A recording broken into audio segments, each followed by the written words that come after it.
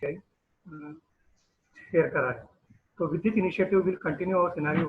हम और आगे अपने क्लाइंट्स को, एम्प्लॉयज को, सब वर्कर्स को नॉलेज शेयर करेंगे। Today's webinar is all about that. नई चीज़ हमेशा सीखना चाहिए और लर्निंग कर्व हमेशा रहना चाहिए। The market which we are, जिस फाइनेंशियल मार्केट में अभी आप ट्रेड कर रहे हैं, we not only need to be updated on a daily basis, but we need to be upgraded on a daily basis as well. हमको update तो रहना ही है और अपने आप को अपग्रेड भी करना है, बिकॉज अगर हम अपग्रेड नहीं करेंगे we won't be able to run the way which we want to go ahead. So with this all, I would like to welcome our today's speaker, Mr. Amit Chandak. He is a CA by profession, also an investment consultant. He is a regular content writer and contributor to the world's largest viewed investment portal, investing.com, जो हम regular every single person, not only in India but world में बहुत अच्छा portal है, recognize करते हैं, everyone looks after this portal. वो 4 साल से इसके content writer हैं. So with all these initiatives, I would like to welcome each and everyone. And Chandak sir, to please start the proceeding.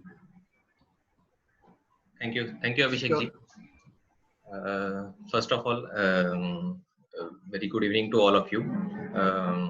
I hope you all are safe and hearing me in a good health of yours.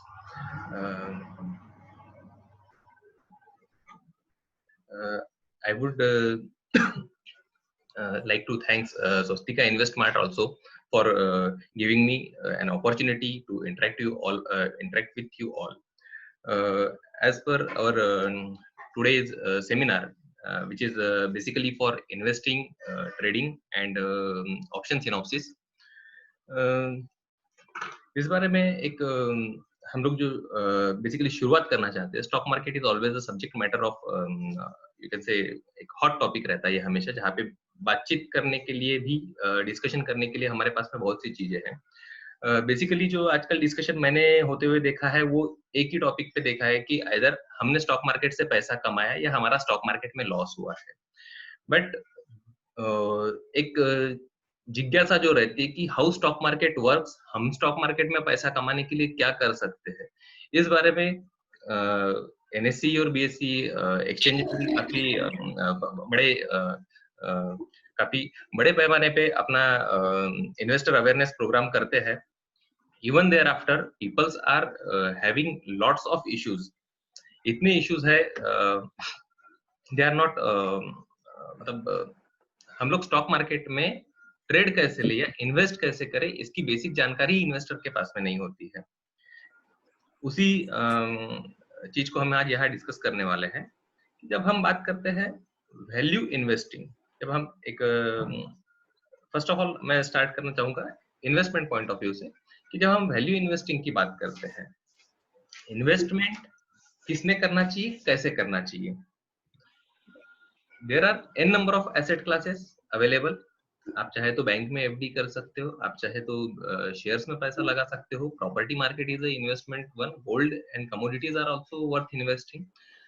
हमको return कहाँ मिल रहा है, तो all things are connected with risk and reward. Okay, risk and reward जहां पे आता है, आपका जितना ज्यादा रिस्क रहेगा उतना ज्यादा आपको रिवार्ड मिलेगा। कंसिस्टेंटली हमने ये देखा है कि अभी बैंक के इंटरेस्ट रेट काफी लो हो चुके हैं। Already we are eight 6% per annum, जो कि कभी एक जमाने में 9.5-10% हुआ करते थे, अभी 6% पे आ चुके हैं। रिवार्ड नहीं बढ़ रहा है लेकिन रिस्क बढ़ रही है, क्योंकि डिफॉल्ट ऑफ बैंक्स हम लोग देख रहे हैं। सिमिलरली स्टॉक मार्केट, जब हम स्टॉक मार्केट की बात करते हैं तो चीजें आती है 15%, 20% का हम लोग एक एवरेज रिटर्न मान के चलते हैं स्टॉक मार्केट से। It's no doubt it's a massive wealth creator in the past, even still now it's a massive wealth creator. लेकिन जो एक कंसेप्ट लोगों ने अपने दिमाग में बना रखा है कि इन्वेस्ट करो और भूल जाओ, और एक कंसेप्ट है buy right and sit tight. ये कंसेप्ट आज से कुछ सालों पहले तक काफी अच्छे से वर्क कर सकते थे। जस्ट लाइक कुछ लोग कॉफी कैन इन्वेस्टिंग पे बात करते हैं। कॉफी कैन इन्वेस्टिंग मतलब जैसे पुराने जमाने में हम जो घर की लेडीज रहती थी वो कभी चाय के डिब्बे में, कॉफी के डिब्बे में पैसा जमा करके रखती थी, ताकि जब मुश्किल समय आए तो वो पैसा निकलते जाए। वो पैसा एक बार डाल के रख दिया जिसको हम लोग कभी दोबारा हाथ नहीं लगाएंगे, और इस तरीके से वो पैसा हर बार वो अलग निकाल के रखते रखते रखते ग्रो हो जाता।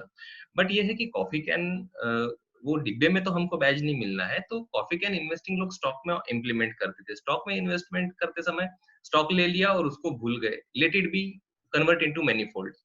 और ये हम लोगों ने एक्चुअली देखा भी है स्टॉक मार्केट में, just like Wipro. Wipro is a massive wealth creator. MRF देख लीजिए आप, एमआरएफ आज 15 साल पहले क्या था, आज क्या है।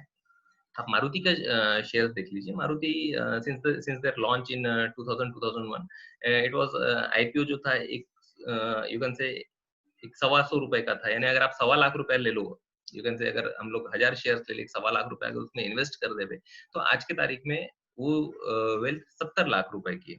तो definitely it's a massive wealth creator, but the approach toward investing has to be change, because now we are in the dynamic world. So world is changing dynamically. Your techniques for investment are changing dynamically. आज global business इस तरीके से change हो रहा है कि कब कौन सा बिजनेस बूम कर जाए और कब कौन से बिजनेस की बैंक्रप्सी हो जाए, हम लोग नहीं डिटरमिन कर पाएंगे. तो बाय राइट सिट टाइट, ये जो कंसेप्ट है ये अभी के जमाने में लागू नहीं रहेगा. इसका बहुत रिसेंट एग्जांपल अभी आप लोगों के सामने होगा. सिंस 2007 आप देख लीजिए, 2007 में भारती का रेट क्या था, Bharti Airtel, it was trading around 480. आज के तारीख में भी इट इज ट्रेडिंग अराउंड 480. सो अगर हम देखें 2007 से 2020, 13 साल के स्पैन में Bharti has created no wealth for the investors. एक साइड में हम अगर मारुति की बात करें तो it is a wealth creator, एक साइड में हम अगर भारती एयरटेल की बात करें तो there is no wealth creation from Bharti Airtel. एक साइड में हम अगर आरकॉम जैसे शेयर्स की बात करें तो जो शेयर्स 2007-8 में 850 रुपीज तक गया था, right now it has drag to zero. 50 पैसे 60 पैसे की वैल्यू हो चुकी है उस शेयर्स की, 2-3 रुपए. तो ये चीज है कि कुछ चीजें वेल्थ डिस्ट्रक्टर भी हुई है इस पूरे सिनारियो में. तो buy right sit right should not be your concept. अब हमने क्या करना चाहिए, there should be profit booking and churning. Churning करना है हमको, वैल्यू असेस करना है किसी पर्टिकुलर स्टॉक्स की.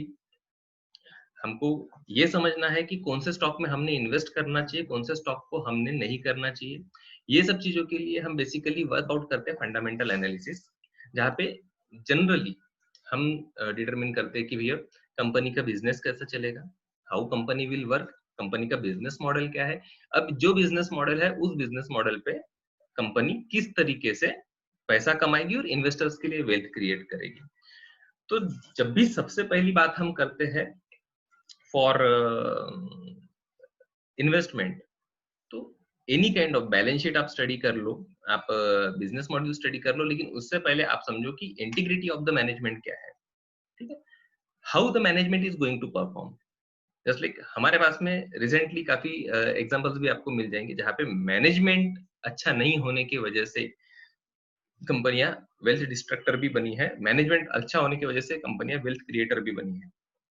ठीक है, just like Reliance, it has a good management, इतना बड़ा डाइवर्सिफाइड बिजनेस बना के रखा है, उसमें लिए फंड्स की arrangement, financial management, compliances all are in place.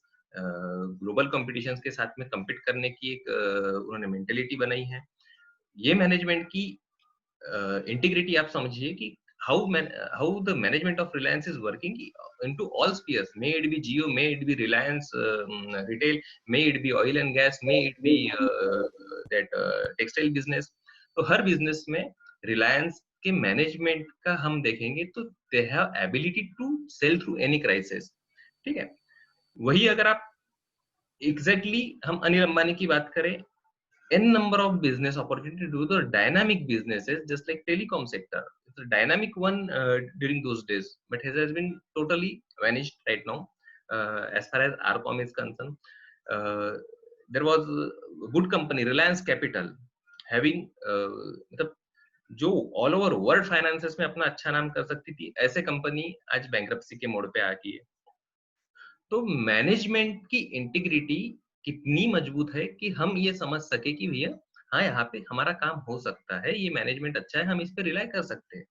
मैं हमेशा काफी पुराने भी कुछ सेमिनार में मैं बता चुका हूँ, हम मैनेजमेंट को कैसे असेस करें। सबसे पहले आप देख लीजिए, मैनेजमेंट को असेस करने के लिए go through the past balance sheets. आप कंपनी की पिछली 4-5 साल की बैलेंस शीट ले लीजिए, उन बैलेंस शीट्स को आप स्टडी कीजिए। उसमें आपको दिखेगा how the sales have been increase, management ने क्या एफर्ट्स लिए अपना सेल्स बढ़ाने के लिए, how the sales have been increase, how the your profits has been increased, how the debts has been reduced over the period, how the net worth of the company is being enhanced, how the book value of the company enhanced, how the price earning of the company has been enhanced, which is duly reflected in the price of shares। कि हमारे shares के price में ये सारी चीजें दिखनी चाहिए कि हाँ मैनेजमेंट कुछ काम कर रहा है। तो मैनेजमेंट इंटीग्रिटी आपको असेस करने के लिए सबसे पहला जरिया है कि आप बैलेंस शीट्स कंसीडर कीजिए। दूसरा उसमें एक आपके लिए ये मैं बताऊंगा, मैनेजमेंट की पिछले 3-4 साल, we are living in the era of information technology, तो आपको पिछले 4-5 साल की कमेंट्री देखने को इजीली मिल जाएगी। गो थ्रू कमेंट्री, हर रिजल्ट के बाद में मैनेजमेंट कमेंट्री करता है, हर एजीएम के बाद में मैनेजमेंट की कमेंट्री आती है कि what are their ambitions and what they will going to achieve it. अब यहाँ पे आप देखिए, जब हम बात करते हैं कि what are their ambitions and how they are going to achieve it, अगर जैसे मैनेजमेंट बोलता है कि मैनेजमेंट ने कोई कमेंट किया कि हमारा आगे में ये लक्ष्य है और वो लक्ष्य हम इस तरीके से पूरा करेंगे, तो आप 4 साल पहले का लक्ष्य देखिए, आज वो कंप्लीट हुआ है या नहीं, वो आप देख लीजिए। इसका सबसे बढ़िया मैं आपको एक एग्जांपल दूंगा, Reliance capital, sorry Reliance industries.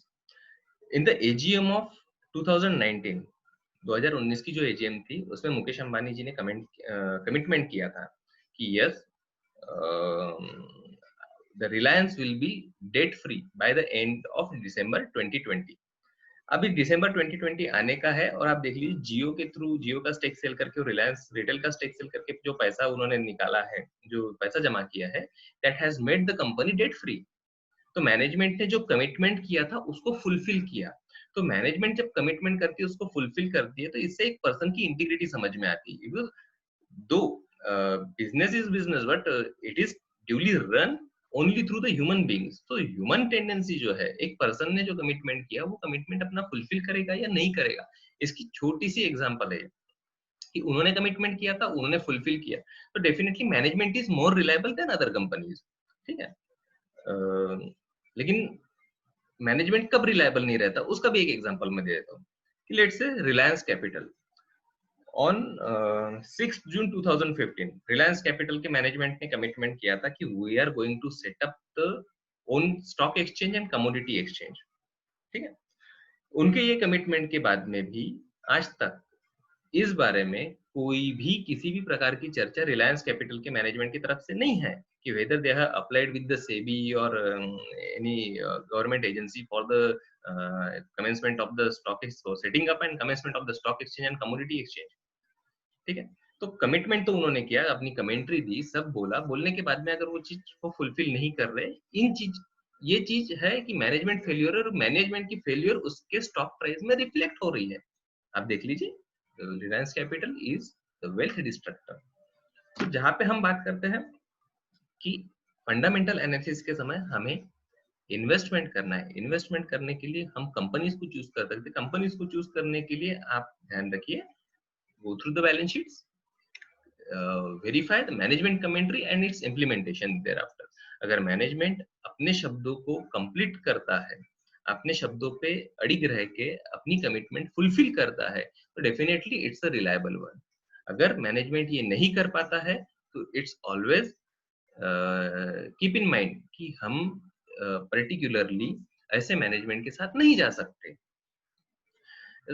Management की जो कॉम्पिटेंस रहती है, जैसे हम बोलते हैं इंटीग्रिटी एंड कॉम्पिटेंस, कॉम्पिटेंस की भी एक बात होती है।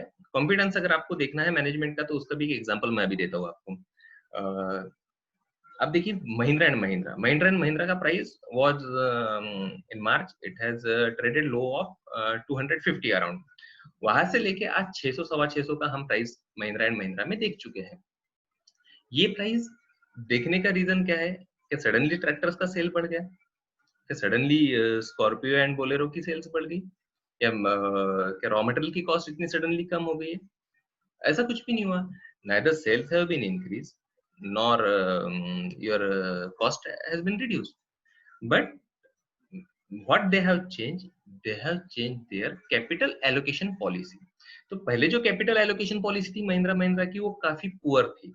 एक जमाने में वो इस कैपिटल एलोकेशन पे 15% 14% तक का अपने कैपिटल पे वो रिटर्न निकालते थे, जो कि अभी रिसेंटली आप मार्च 2020 के मार्च 2019 के लगभग अगर आप देखेंगे तो it was reduce to 18%, 12%, more less than 10%. तो जब 15% अपने कैपिटल पे कमाने वाली कंपनी अगर अपने कैपिटल एलोकेशन पॉलिसी की वजह से, पुअर कैपिटल एलोकेशन पॉलिसी की वजह से अगर 10% या 9% की रिटर्न पे आ जाए, तो डेफिनेटली उसकी वैल्यू हमको उसके शेयर प्राइस में दिखने मिलेगी. But since April they have the new management came in and it has changed its capital allocation policy with the minimum target of 18% per annum on the overall capital. सिर्फ 6% की जो growth होने वाली है, तो आप महिंद्रा का कैपिटल बेस समझिए और उस कैपिटल बेस पे पैसा जो मिलने वाला है महिंद्रा को, आप उसको एक बार कैलकुलेट कर लीजिए. You will get to know कि वो इतना पैसा है कि इन्वेस्टर की वेल्थ 3 टाइम्स हो सकती है. तो price earning came to 3 times. अब यहाँ पे हम बात करें कि ये कैपिटल एलोकेशन पॉलिसी चेंज जो हुई है, ये क्या शो करता है? It shows that management is competent to be flexible in any kind of situation to make the wealth for investors. अगर इन्वेस्टर्स के लिए कंपनी वेल्थ बना सकती है तो डेफिनेटली इट्स वर्थ इन्वेस्टिंग. फिर चाहे वो फार्मा कंपनी रहे, चाहे स्टील कंपनीज रहे, कोई भी कंपनी रहे, आप उसमें इन्वेस्टमेंट कर सकते हैं.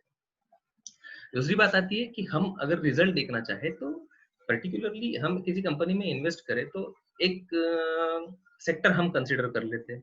लेट्स से ऑटोमोबाइल्स में भी फिर सब सेक्टर आपके पास में आएंगे, 2 wheelers, 4 wheelers and auto component manufacturer. हम अगर बैंकिंग सेक्टर देखें तो उसमें private banks, public banks and financials में आपके पास में एनबीएफसीज भी है और गोल्ड लोन कंपनीज भी है. तो डेफिनेटली हर एक सेक्टर में उसका एक सब सेक्टर होता है. हम जब बात करते हैं कि अब सब सेक्टर में मान लीजिए 4 कंपनी है, 4 कंपनी में से हमको कौन सी कंपनी में इन्वेस्टमेंट करना है, तो डेफिनेटली आपको उसके रिजल्ट असेस करना पड़ेगा. किसी भी कंपनी, कोई भी 2 कंपनीज या कंपनियों को असेस करने के लिए हमारे पास में अवेलेबल रहती है उसकी बैलेंस शीट, उसके रिजल्ट को हम लोग असेस कैसे करेंगे? उसके की मैट्रिक्स से. What are the key matrix? Let's say for banking, आप अगर लक्ष्मी विलास बैंक और आईसीआईसीआई बैंक दोनों को कंपेयर करोगे तो डेफिनेटली आईसीआईसीआई बैंक की तरफ आपका झुकाव ज्यादा रहेगा क्योंकि बैलेंस शीट्स काफी बड़ी दिखेगी. But when the things come into the percentage criteria और ऑन अ की मैट्रिक्स, ठीक है, जब हम की मैट्रिक्स की बात करेंगे तो वहां पे हम लोग बात करते हैं बैंकिंग सेक्टर में net income, net interest income, net NPS, provisioning and there after capital adequacy ratio. अब ये देखिए कि कभी-कभी छोटे बैंक जैसे IDFC bank, capital adequacy ratio is quite good than other banks. So definitely that bank is worth investing if you want safety of capital कि हम उनका बिजनेस मॉडल समझे. But still other factors also need to be considered कि सिर्फ capital adequacy ratio या उनका net NP ये सब देखने से काम नहीं होगा. बैंक की साइज, एक्सपेंशन मोड, आने वाला बिजनेस, जैसे recently covid is there. Covid में हम अगर बात करें आपका many banks are losing interest, recoveries नहीं है, अभी सुप्रीम कोर्ट का डिसीजन आना पेंडिंग है. तो ऐसे केस में रिलायबिलिटी हम पर्टिकुलरली किस सेक्टर पे रखें, ये चीजों को थोड़ा सा एनालाइज कीजिए. जैसे की मैट्रिक्स की हम बात करते हैं, की मैट्रिक्स जैसे हम टेलीकॉम में बात करते हैं. टेलीकॉम में जब हम बात करते हैं तो definitely revenue is one of the key matrix. उसका प्रॉफिट लॉस ये तो सभी लोग हम देखते हैं. की मैट्रिक्स इज उसका एआरपीयू, एवरेज रेवेन्यू पर यूजर. तो एवरेज रेवेन्यू पर यूजर में आप कंपेयर कीजिए, भारतीय एयरटेल का एवरेज रेवेन्यू पर यूजर कितना है, एआरपीयू कितना है, आइडिया का कितना है और रिलायंस जियो का. जब आपको ये बात पता चलती है कि द कंपनी हुई which is earning higher ARPU that can be land into profit because costing almost सबके लिए सेम है, लेकिन ARPU जिस कंपनी का ज्यादा रहेगा वो डेफिनेटली प्रॉफिट में लैंड करेंगे, that is going to be the wealth creator. ठीक, जब हम बात करते हैं रिटेल सेक्टर की, रिटेल सेक्टर में आप देख लीजिए, earlier there was Reliance futures, sorry Reliance retail is there, future group is there and आपका डीमार्ट। तो जब हम इन सब चीजों को, इन तीन कंपनियों को अगर हम कंपेयर करना चाहते हैं, उनके कंपैरिजन में एक बात आएगी, इनका रेवेन्यू कितना है, वो तो डेफिनेटली हर एक कंपनी का अपना अपना एक्सपेंशन मोड है, तो काफी कम, किसी का कम किसी का ज्यादा रहेगा। एसेट बेस को देखते हुए, डेप्रिसिएशन, प्रोविजनिंग और ये सब देखते हुए शायद हो सकता है प्रॉफिट लॉस भी कम रहे, लेकिन आने वाले समय में ये कंपनी किस तरीके का बिजनेस कर सकती है या कितना वेल्थ हमारे लिए जनरेट कर सकती है, ये चीज हमें कब पता चलेगी, जब हम सारी कंपनियों को उनके साइज को डिफर करके एक की मैट्रिक्स पे असेस करेंगे। Just like for retail business, जैसे रिलायंस रिटेल रहे, बिग बाजार रहे या आपका डीमार्ट रहे, इन लोगों के लिए रिटेल बिजनेस के लिए की मैट्रिक्स है स्क्वायर फीट, रेवेन्यू पर स्क्वायर फीट। तो आज किसी के पास में 3 लाख स्क्वायर फीट का, सॉरी 30 लाख स्क्वायर फीट के मॉल्स बने हैं, किसी के पास में 50 लाख स्क्वायर फीट के मॉल्स बने हैं, किसी के अंडर में 70 लाख स्क्वायर फीट के मॉल्स हैं। तो ये सब स्क्वायर फीट आप कितने भी रखो, बेसिकली इतना बड़ा लैंड बैंक या एसेट बैंक जिसपे आप पर स्क्वायर फीट रेंट पे कर रहे हो, तो डेफिनेटली आपका सेल्स भी पर स्क्वायर फीट कितना है। तो हो सकता है कि रिलायंस रिटेल का रेवेन्यू डीमार्ट से ज्यादा रहे पर स्क्वायर फीट, तो डेफिनेटली ऐसे में लोग रिलायंस रिटेल की तरफ स्विच होंगे, डीमार्ट को डंप करेंगे। Investment will always be make on the basis of it has to be made on the basis of key metrics only। आप कंपनी का मैनेजमेंट देख लीजिए, मैनेजमेंट के बाद में आप की मैट्रिक्स पे स्विच हो जाइए। ये सब चीजों को स्टडी करके जब आपको लगे कि yes company is worth investing, definitely invest in it, no doubt आप इसमें आप इन्वेस्ट कर सकते हैं। लेकिन बात आती है कि ये तो हो गया, हमने कंपनी वाइज एक एक जब हमको एंट्री करना है तो हमने कंपनी वाइज उसका स्टडी करना है, लेकिन जिनके ऑलरेडी बने बनाए पोर्टफोलियो है वो लोग क्या करें। तो जिन लोगों के ऑलरेडी बने बनाए पोर्टफोलियो है, definitely they can look like this studies, they can look at this studies, इस तरीके की स्टडी करके वो अपना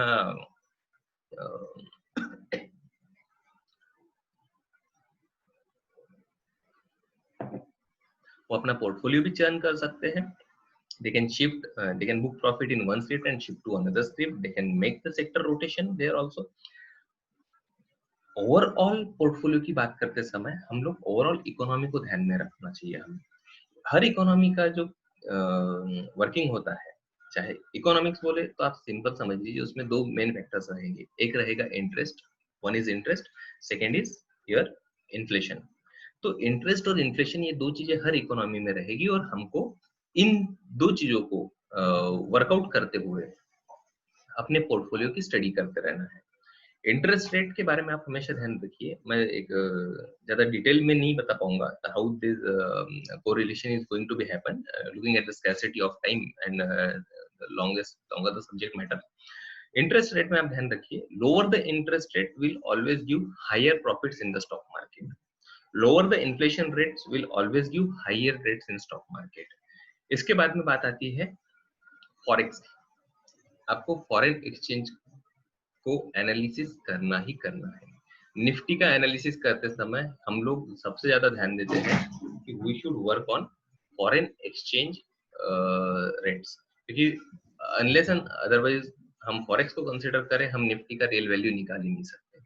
सो हमेशा ध्यान रखिए, foreign exchange, interest rates and inflation rates are the some key factors which are needed to be considered while relying on any kind of analysis of any analyst। ठीक है।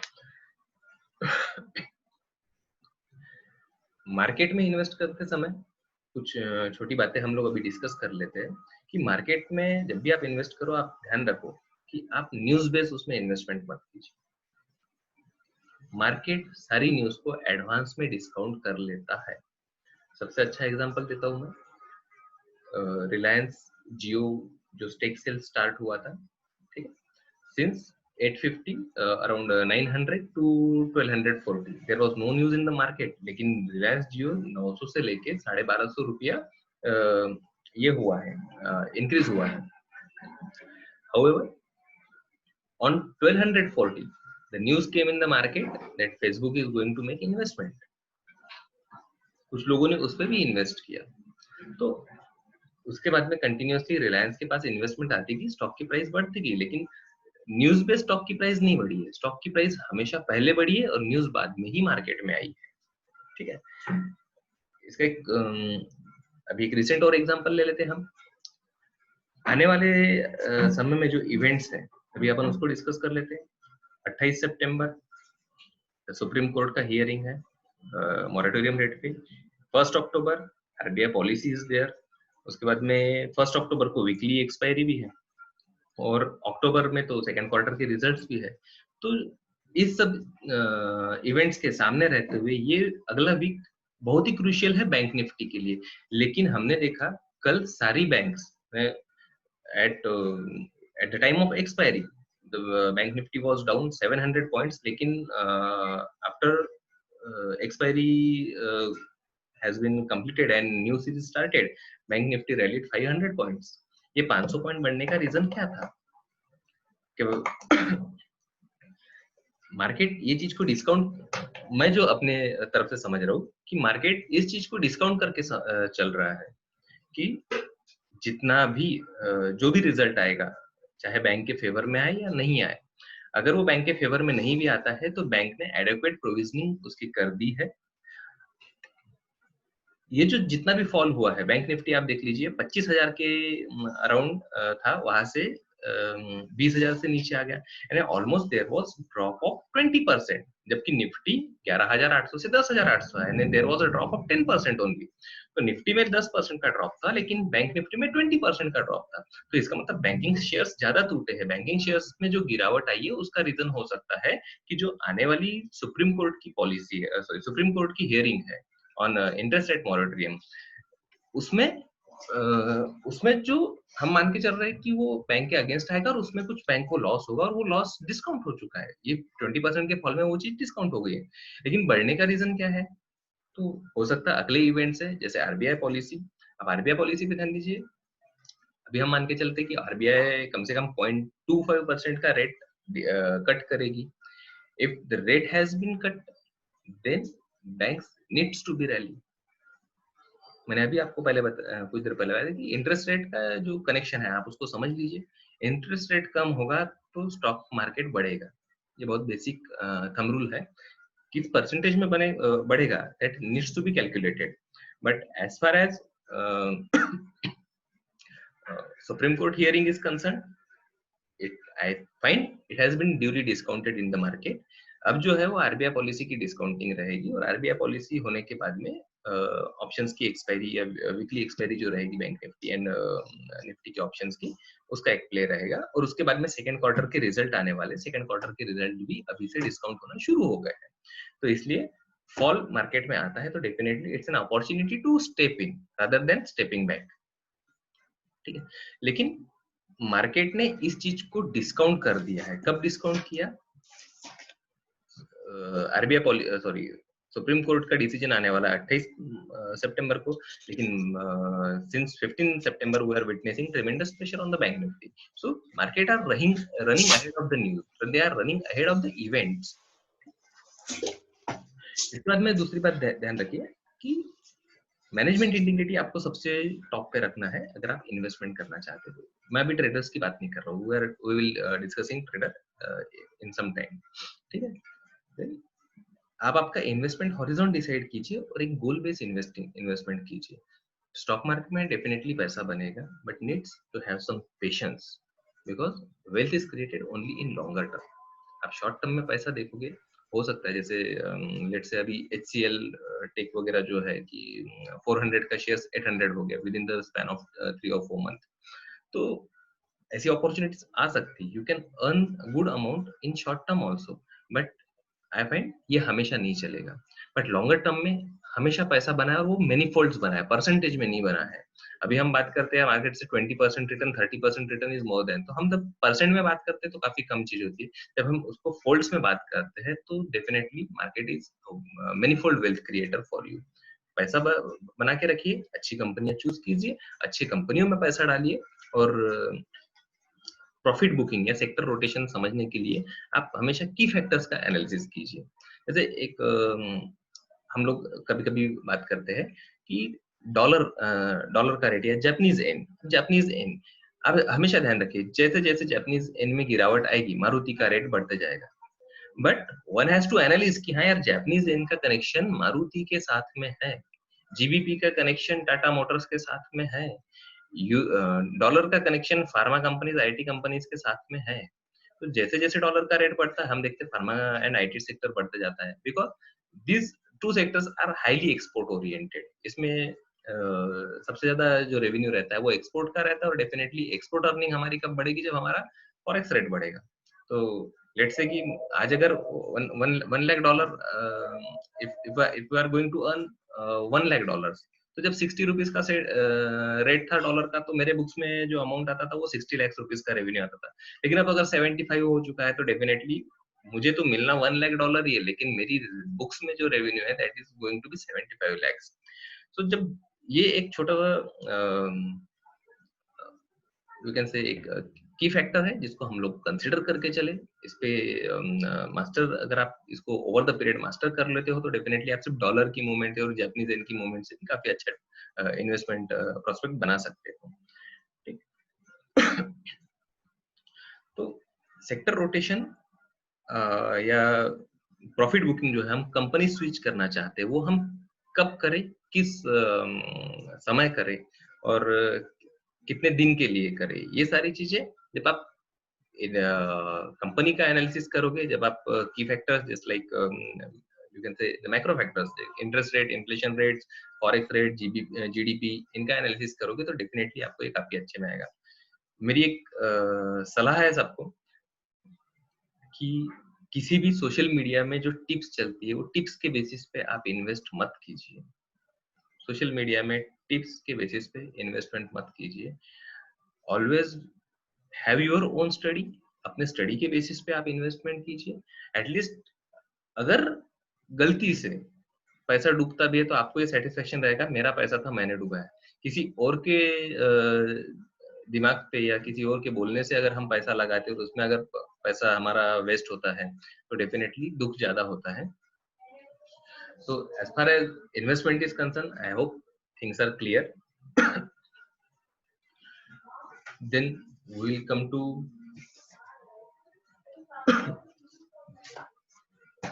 trading. One of the most hot topic which generally trader like to talk about. ठीक है कि हम trading कब करें market में, या कितने ट्रेडर्स है कि जो मार्केट में ट्रेडिंग करते हैं, लेकिन या तो कोई पैसा, काफी अच्छा पैसा भी किसी ने बनाया होगा या किसी ने अपने अकाउंट्स तक ब्लो ऑफ कर दिए हैं। एन नंबर ऑफ पीपल्स, आप समझ लीजिए 5% लोग सिर्फ मार्केट में पैसा बनाते हैं, 95% of the traders lose their money always. किसी भी, लेकिन बताएगा कोई नहीं, no one is going to tell you कि भैया हमने पैसा बनाया नहीं, हमने पैसा गवाया या मेरा पर्टिकुलर इसमें लॉस हुआ है।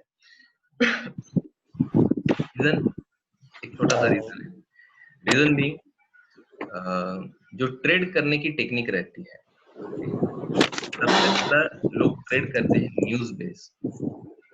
मैं अभी भी आपको बोल रहा हूँ कि if you are a trader just simply avoid news channels, simply avoid news channels. There is no need to watch any kind of news channel. There is no need to watch any kind of business newspapers, because जो news already news channels पे दिखाई जा रही है, या जो news already news channels business papers में आ चुकी है, that is being duly discounted. Market आपके लिए कभी वेट नहीं करेगा कि वो न्यूज का इम्पैक्ट आप जब ट्रेड लोगे तभी आएगा।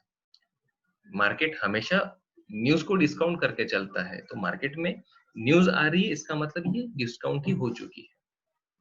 ठीक, तो फिर हम लोग ट्रेड किस तरीके से करें?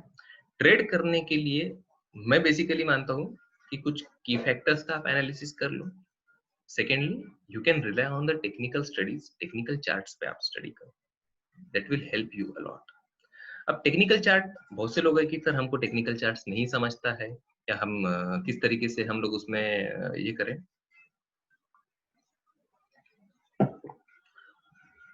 मैं आपको एक छोटी सी चीज बताना चाहूंगा। टेक्निकल चार्ट्स जो है, it's one of the factor कि जहाँ पे हम सोचते हैं कि एक हमारे पास में एक बेसिस बनता है कि हमने किस तरीके का ट्रेड लेना चाहिए, क्यों लेना चाहिए, ट्रेड लेने के लिए किस तरीके से सॉरी किस पॉइंट पे हम एंटर हो, क्या स्टॉप लॉस रखें। बिकॉज 99% ऑफ द ट्रेडर्स, यार मुझे लग रहा है इसलिए बढ़ेगा, because definitely market runs on the sentiments. आप किसी से भी बात जब करते हो तो कोई बोलता है मार्केट क्या लग रहा है, मार्केट क्या लग रहा है मतलब it shows the market runs on the sentiments. Either there will be greed, there will be fear, there will be you can say किसी को जो लगता है कि भाई मुझे लगता है यहाँ से प्राइस बढ़ेगी, मुझे लगता है यहाँ से प्राइस गिरेगी, मार्केट में ऑलरेडी काफी बढ़ चुका है इसलिए कोई लोग शॉर्ट कर देते। But these are all completely wrong methods. आपके पास में अगर साइंटिफिक मेथड नहीं है तो डेफिनेटली आप ट्रेड नहीं कर रहे, आप एक सट्टा खेल रहे हो। तो ट्राई कीजिए। मार्केट, बहुत से लोग स्क्रीन रीडिंग करके भी ट्रेड लेते हैं। डेफिनेटली काफी सालों का जिनका एक्सपीरियंस हो चुका है, जो लोग काफी सालों से मार्केट में देखते हैं, मार्केट समझ रहे हैं, उनको सिर्फ मार्केट में रेट्स देख के ही समझ में आता है कि हम बाय करें या शॉर्ट करें। तो ये जिनका एक्सपीरियंस है, definitely they can continue there. If your trading setup is profitable to you, then definitely there is no need to change it. आप stick to it, कोई फर्क नहीं पड़ता है। डेफिनेटली आपको पैसा मिलेगा, पैसा बनते रहेगा। आपकी आपकी ट्रेडिंग टेक्निक अगर उतनी बढ़िया है और आपका ट्रेडिंग सेटअप आपको हमेशा प्रॉफिट देता है, या आपके स्टॉप लॉस काफी कम हिट होते हैं और आपकी मैक्सिमम जो ट्रेड्स है वो प्रॉफिट में लैंड होती है, तो आप आपकी ट्रेडिंग सेटअप को स्टिक रहिए। There is no need to change. अब जो लोग नहीं जानते उन लोगों के लिए बताता हूँ कि मार्केट में आप चार्ट्स देख लीजिए। One should go for the technical analysis. अगर नहीं देख सकते तो कोई उसमें एक्सपर्टाइज करने का नहीं बोलूंगा, लेकिन एटलीस्ट आपको समझ में आए कि हाँ हम लोग सही तरीके से एंट्री ले रहे हैं, सही तरीके से हम स्टॉप लॉस लगा रहे हैं या नहीं लगा रहे। तो बेसिकली एक छोटा सा रूल है, 2 फुल बॉडी कैंडल्स। आप देखिए मार्केट में जब भी आप चार्ट देखोगे तो ग्रीन कैंडल्स और रेड कैंडल्स, कैंडलस्टिक चार्ट की बात कर रहा हूँ मैं, ग्रीन कैंडल्स और रेड कैंडल्स बनती है। अगर आपको बाय ट्रेड लेना है तो ग्रीन कलर की 2 फुल बॉडी कैंडल्स जहां पे भी आपको दिखे तो आप उसको मान लीजिए it's a breakout.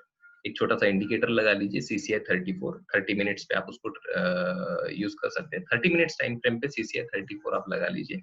If CCI 34 on the 30-minute time frame is more than plus 100, then it's a buy momentum. अगर 2 फुल बॉडी कैंडल्स है और CCI 34 30 मिनट्स पे अगर प्लस 100 से ऊपर है तो you can go into the trade and keep it riding जब तक कि CCI 34 0 से नीचे ना आए। ठीक है, बात तो होती है कि हम लोगों ने ट्रेड ले लिया, अब इसका स्टॉप लॉस कैसे लगाएं।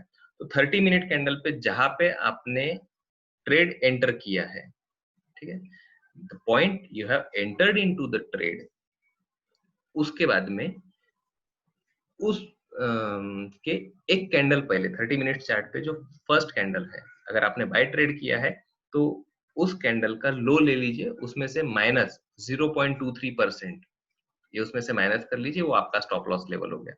अगर आपने शॉर्ट किया है तो उसी कैंडल का हाई ले लीजिए, उसमें प्लस 0.234% उसमें ऐड कर लीजिए, वो आपका स्टॉप लॉस लेवल हो गया शॉर्ट के लिए। अगर आपको शॉर्ट ट्रेड लेना है तो आपको क्या करना है, 2 रेड कलर की फुल बॉडी कैंडल्स यहाँ पे भी दिखे, इट्स ब्रेकडाउन, यू कैन से ऑप्टिमम ब्रेकडाउन, और उसमें अगर CCI 34 on 30 minute time frame is less than -100, अगर वो -100 से नीचे है तो सेल मोड विल कंटिन्यू, तो सेल मोड चलते रहेगा, तो मार्केट में आप उसको सेल कर दीजिए। एक ये सिर्फ CCI थ्योरी होगी, ऐसी काफी थ्योरीज है। यू कैन से crossover of the you can आपका मूविंग एवरेजेस, ठीक है। तो एक्सपोनेंशियल मूविंग एवरेजेस है, आप मूविंग एवरेजेस का भी यूज करके आप लोग ले सकते हो ट्रेड्स। वो कैसे लेंगे कि एक EMA 10 आप सेट कर लीजिए, एक EMA 20 सेट कर लीजिए।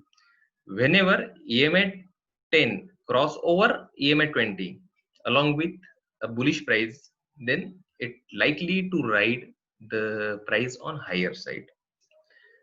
यही अगर क्रॉस डाउन होता है, क्रॉस ओवर ना होते हुए क्रॉस बिलो होता है, if it the CCI 10 crosses below CCI 20, the point it has crosses below, confirmation के लिए कैंडल होने दीजिए and you can enter into the short trade।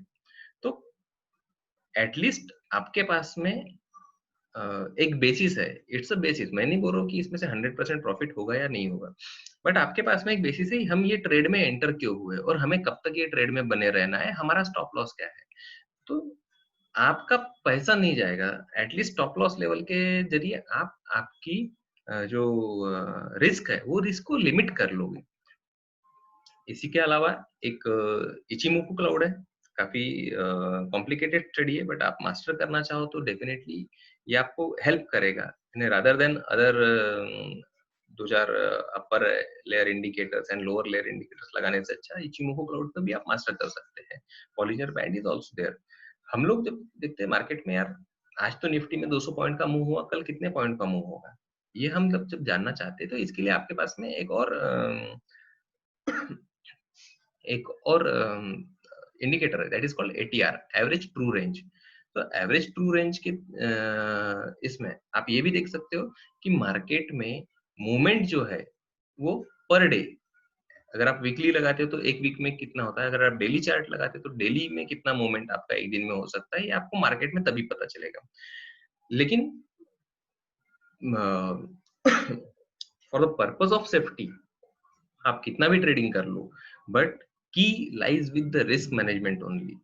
Risk management आपको करना ही पड़ेगा। फाइनेंशियल रिस्क मैनेजमेंट में तो जैसे हम इन्वेस्टमेंट करते हैं, इन्वेस्टमेंट में आपका फाइनेंशियल रिस्क मैनेजमेंट कैसे होगा, when you guys are working on, you can say diversification. जब आप डाइवर्सिफिकेशन करते हो, जब आप अलग अलग कंपनियों में अलग अलग सेक्टर में अपना पैसा पार्क करते हो, कुछ आपका पैसा एग्रेसिव सेक्टर्स में पार्क होता है, कुछ डिफेंसिव सेक्टर में पार्क होता है। Aggressive sector means just like you can say IT, chemical, aviation और you can say media, these are the aggressive sectors. अगर आप डिफेंसिव सेक्टर्स की बात करो तो फार्मा, FMCG, इन सेक्टर्स में आप अगर रखते हो तो आपका पैसा एक डिफेंसिव फॉर्म में रहता है, जहाँ पे गिरावट कम रहती है। इसमें बीटा फैक्टर एक काफी मायने रखता है। तो रिस्क मैनेजमेंट कब हो रही है आपकी, जब आप डाइवर्सिफिकेशन ऑफ द पोर्टफोलियो करते हो, जब आप हेजिंग, एक ऐसा टूल है जहां पे आप हेजिंग करके भी आपके पोर्टफोलियो को सेव करके रख सकते हो। लेकिन जब हम ट्रेडिंग करते हैं, ट्रेडिंग में डाइवर्सिफिकेशन जनरली पॉसिबल नहीं है, क्योंकि ट्रेडिंग आपकी काफी शॉर्ट टर्म के लिए है, आप सिर्फ प्राइस का मूवमेंट कैप्चर करना चाहते हो। देयर इज नो नीड, मतलब हमारा वो इंटेंशन नहीं है कि यार अगर हम ये ट्रेड गलत होगी तो हम इसको 4-6 साल संभाल लेंगे, ये किसी का इंटेंशन नहीं होता है। तो उस समय आप इस बात का ध्यान रखिए कि ट्रेडिंग ट्रेडिंग जब हम बात कर रहे हैं तो ट्रेडिंग में आपके पास में आपकी रिस्क लिमिट करने का एक जरिया होना चाहिए। या तो आप स्टॉप लॉस लगा लीजिए, या तो खुद की ट्रेड हेज कर लीजिए। हेजिंग के लिए आपके पास में ऑप्शंस का एक काफी अच्छा टूल है, options are the hedging tool only. आप ऑप्शंस के इट्स लाइक आपने लेट्स से फ्यूचर्स बाय किया है, तो आप एक पुट भी साथ में बाय कर लीजिए। so your risk will be limited to the premium of put and decay, जो भी डीके होगा उसके प्राइस में वो। लेकिन यहाँ पे कहीं पे भी आपके साथ सडनली मान लीजिए आपने बाय किया और मार्केट में सडन क्रैश हो गया, तो उस समय शायद हो सकता है स्टॉप लॉस भी हिट हो जाए, बट पुट आपको धोखा नहीं देगा। पुट की प्राइस डेफिनेटली ऐसे केस में बढ़ेगी, तो जो आपका फ्यूचर्स में लॉस होगा वो पुट से सेट ऑफ होगा और लॉस आपका लिमिटेड रहेगा, मिनिमाइज रहेगा। जब तक आप इस गेम में बने हो तब तक ही आप ट्रेडिंग कर पाओगे। अगर सडन क्रैश या किसी गलत पोजीशन में आप पैसा फंसा के बैठ जाते हो और आपका अकाउंट ब्लो ऑफ होता है, once your capital is wiped off, then there are very less chances कि आप उसको रिकूप कर सकते। इसलिए ट्रेडिंग करने वाले हमेशा ध्यान रखें, risk management should be your first की।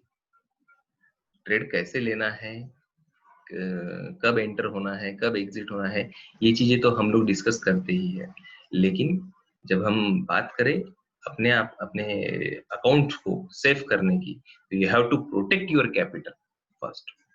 ठीक है, अब बात आती है कुछ चीजें है कि जहाँ पे हम टेक्निकल एनालिसिस का साथ ज्यादा नहीं ले पाते या टाइमली हमारे पास में चार्ट अवेलेबल नहीं होते हैं, तो ऐसे समय हम और कौन से की फैक्टर्स हैं, मैं हमेशा बोलता हूँ बॉन्ड यील्ड। अब बॉन्ड यील्ड पे कंसंट्रेट कीजिए।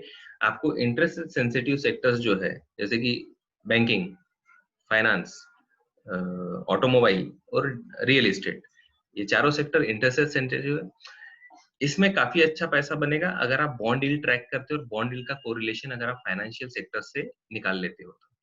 तो जरूरी नहीं कि आपके पास में सिर्फ टेक्निकल एनालिसिस ही एक ही टूल है, आपके पास में दूसरे भी टूल्स है जहाँ पे आप अदर की फैक्टर्स पे वर्क करके काफी अच्छी ट्रेड्स ले सकते हो। बॉन्ड यील्ड जैसे मैंने आपको बताया, बॉन्ड यील्ड में भी अगर आपको देखना है तो इंडिया में 10 ईयर का बॉन्ड यील्ड देख लीजिए, साथ ही साथ यूएस का 10 ईयर और 30 ईयर का बॉन्ड यील्ड देख लीजिए।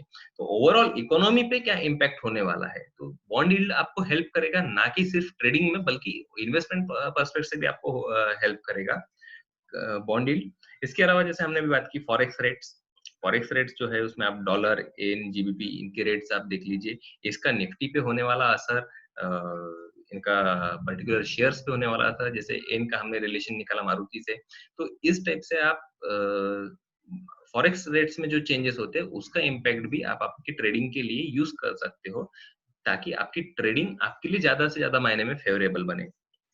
इसके अलावा एक और चीज जो है जो हमने ट्रैक करना चाहिए, दैट इज कमोडिटी प्राइसेस। ठीक है, कमोडिटी प्राइसेस इसलिए मैं बोलता हूँ कि commodity comprises of all gold, silver, base metals, crude and you can say agri products also, soybean and wheat, rice etcetera, palm oil. तो कमोडिटी प्राइसेस हमें कैसे अफेक्ट करती है? लेट्स से सबसे बड़ा इम्पैक्ट आता है क्रूड। ठीक है, अगर क्रूड की प्राइस बढ़ती है तो हम देखते हैं ओएमसी हमेशा प्रेशर में रहती है, ऑयल मार्केटिंग कंपनीज। तो जैसे जैसे आप देख लीजिएगा क्रूड की प्राइस में बढ़ती है तो आप एक शॉर्ट ट्रेड ले सकते हो ऑयल मार्केटिंग कंपनीज में। क्रूड और डॉलर दोनों की प्राइस बढ़ती है उस समय तो डेफिनेटली आप शॉर्ट ट्रेड ले सकते हो ऑयल मार्केटिंग कंपनीज और केमिकल कंपनीज में, पेंट्स कंपनीज में। क्रूड की प्राइस कम होती है लेकिन डॉलर की प्राइस बढ़ गई तो आपके उसमें दो अलग अलग ट्रेड है। क्रूड की प्राइस अगर कम हो गई तो आप ऑयल मार्केटिंग कंपनीज में ट्रेड ले सकते हो बाय साइड, डॉलर की प्राइस बढ़ी तो साथ ही साथ आप आईटी कंपनीज, फार्मा कंपनीज में बाय साइड ट्रेड ले सकते हो। शुगर है, व्हीट एंड जो आपकी राइस, पाम ऑयल, ये जो चीजें है इनका इम्पैक्ट होता है, यू कैन से हम इनसे असेस कर सकते हैं मार्केट में इन्फ्लेशन किस तरीके से बढ़ रहा है। आपके पास में कमोडिटी प्राइसेस हमेशा रहेगी, आप देख लीजिए व्हीट की प्राइस बढ़ रही है, अगर शुगर की प्राइस बढ़ रही है, पाम ऑयल की प्राइस बढ़ रही है, तो डेफिनेटली एक माइंड में थॉट आता है कि यार ये चीज कहाँ इम्पैक्ट करेगी। अब आप खुद सोचिए कि इस चीज का सबसे ज्यादा इम्पैक्ट कहाँ होगा। इन चीज का सबसे ज्यादा जो इम्पैक्ट होगा, इन चीज का जो सबसे ज्यादा इम्पैक्ट होगा वो होगा इन्फ्लेशन पे। What is inflation? इन्फ्लेशन किस चीज को हर्ट करेगा? Inflation will hurt FMCG sector. सबसे ज्यादा इन्फ्लेशन जो हर्ट करता है वो हर्ट करता है एफएमसीजी सेक्टर को। तो आप देख लीजिए जब भी कमोडिटी की प्राइसेस बढ़ती है, ठीक है, जब भी कमोडिटीज की प्राइस बढ़ती है तो इन्फ्लेशन बढ़ने के चांसेस है, और इन्फ्लेशन अगर बढ़ेगा तो वो अफेक्ट करेगा सबसे ज्यादा एफएमसीजी सेक्टर को, उसके बाद में टू व्हीलर सेक्टर को। ठीक, तो जब हम बात करते हैं ट्रेड लेते समय किन किन फैक्टर्स को ध्यान रखना, तो उसमें bond yield, forex rates, commodity prices, इनको आप असेस कीजिए। साथ ही साथ अगर आप टेक्निकल का यूज कर सकते हैं तो उस पर भी आप वर्क कीजिए, काफी अच्छा ट्रेड मिलेगा। क्योंकि मार्केट में ट्रेड जो है सॉरी, मार्केट में ट्रेड जो है वो कभी भी आप न्यूज नहीं ले सकते, क्योंकि मार्केट में न्यूज डिस्काउंट होने वाली है। There are an number of events.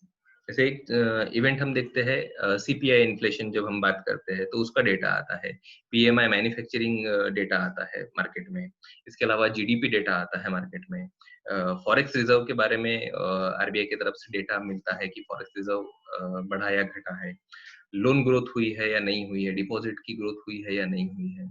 तो ये छोटी छोटी चीजें हैं, आपको एक हिंट दे देगी कि जस्ट लाइक से हम जब बात करते हैं फॉरेक्स रिजर्व, लोन ग्रोथ हुआ है या नहीं हुआ है, इन पे से आप असेस कर सकते हो कि आरबीआई रेट डिडक्ट करने वाली है या नहीं करने वाली। इन्फ्लेशन को ध्यान रखिए, इन्फ्लेशन प्लस लोन ग्रोथ दोनों का आप वर्किंग कीजिए, इसमें समझ में आएगा yes RBI is going to cut the rate by 0.25%। Rate से ज्यादा हम होप भी नहीं करें, लेकिन वो 0.25% आपको मार्केट में कम से कम 1000 पॉइंट का रैली दे देगा बैंक निफ्टी में। तो जब आपके पास में ये डेटा अवेलेबल होता है, इसको आप कोरिलेट कीजिए, कोरिलेट करके उसका इम्पैक्ट किस सेक्टर पे आएगा, उस सेक्टर में आप अकॉर्डिंगली एक ट्रेड ले सकते हैं जिसमें फेवरेबल होने के चांसेस ज्यादा है, rather than taking a blind trade कि यार मार्केट में बैंक निफ्टी 25,000 से गिरता है 18,000, अभी मार्केट में 16,000 और 15,000 की रेट की बात चालू हो गई है। तो ऐसे समय हम भी उस बायस में आ जाते हैं। Many of the investor get bias कि यार 1000-2000 पॉइंट अगर बैंक निफ्टी गिर गया तो दे बिकम सडनली बियरिश, और ऐसे केस में आपकी ट्रेड फंसने के चांसेस ज्यादा है। अब 700 पॉइंट बैंक निफ्टी अगर फ्राइडे को गिरा तो बहुत से लोगों ने तो पुट बाय कर ली, किसी ने बैंक निफ्टी शॉर्ट कर लिया, because everyone was under impression कि 700 पॉइंट गिरने के बाद में इसका मतलब मार्केट में कोई बुरी न्यूज है और यहाँ पे हमने बैंक निफ्टी शॉर्ट कर देना चाहिए। सेकेंड डे पुट आपके ऑलमोस्ट वैनिश कंडीशन में आ गए और बैंक निफ्टी स्पाइक 500 पॉइंट्स, तो आपके कितने लोगों के तो स्टॉप लॉस हिट्स हो गए। निफ्टी 11,000 का लेवल ब्रेक करने के बाद में उसके ऊपर आ चुका है।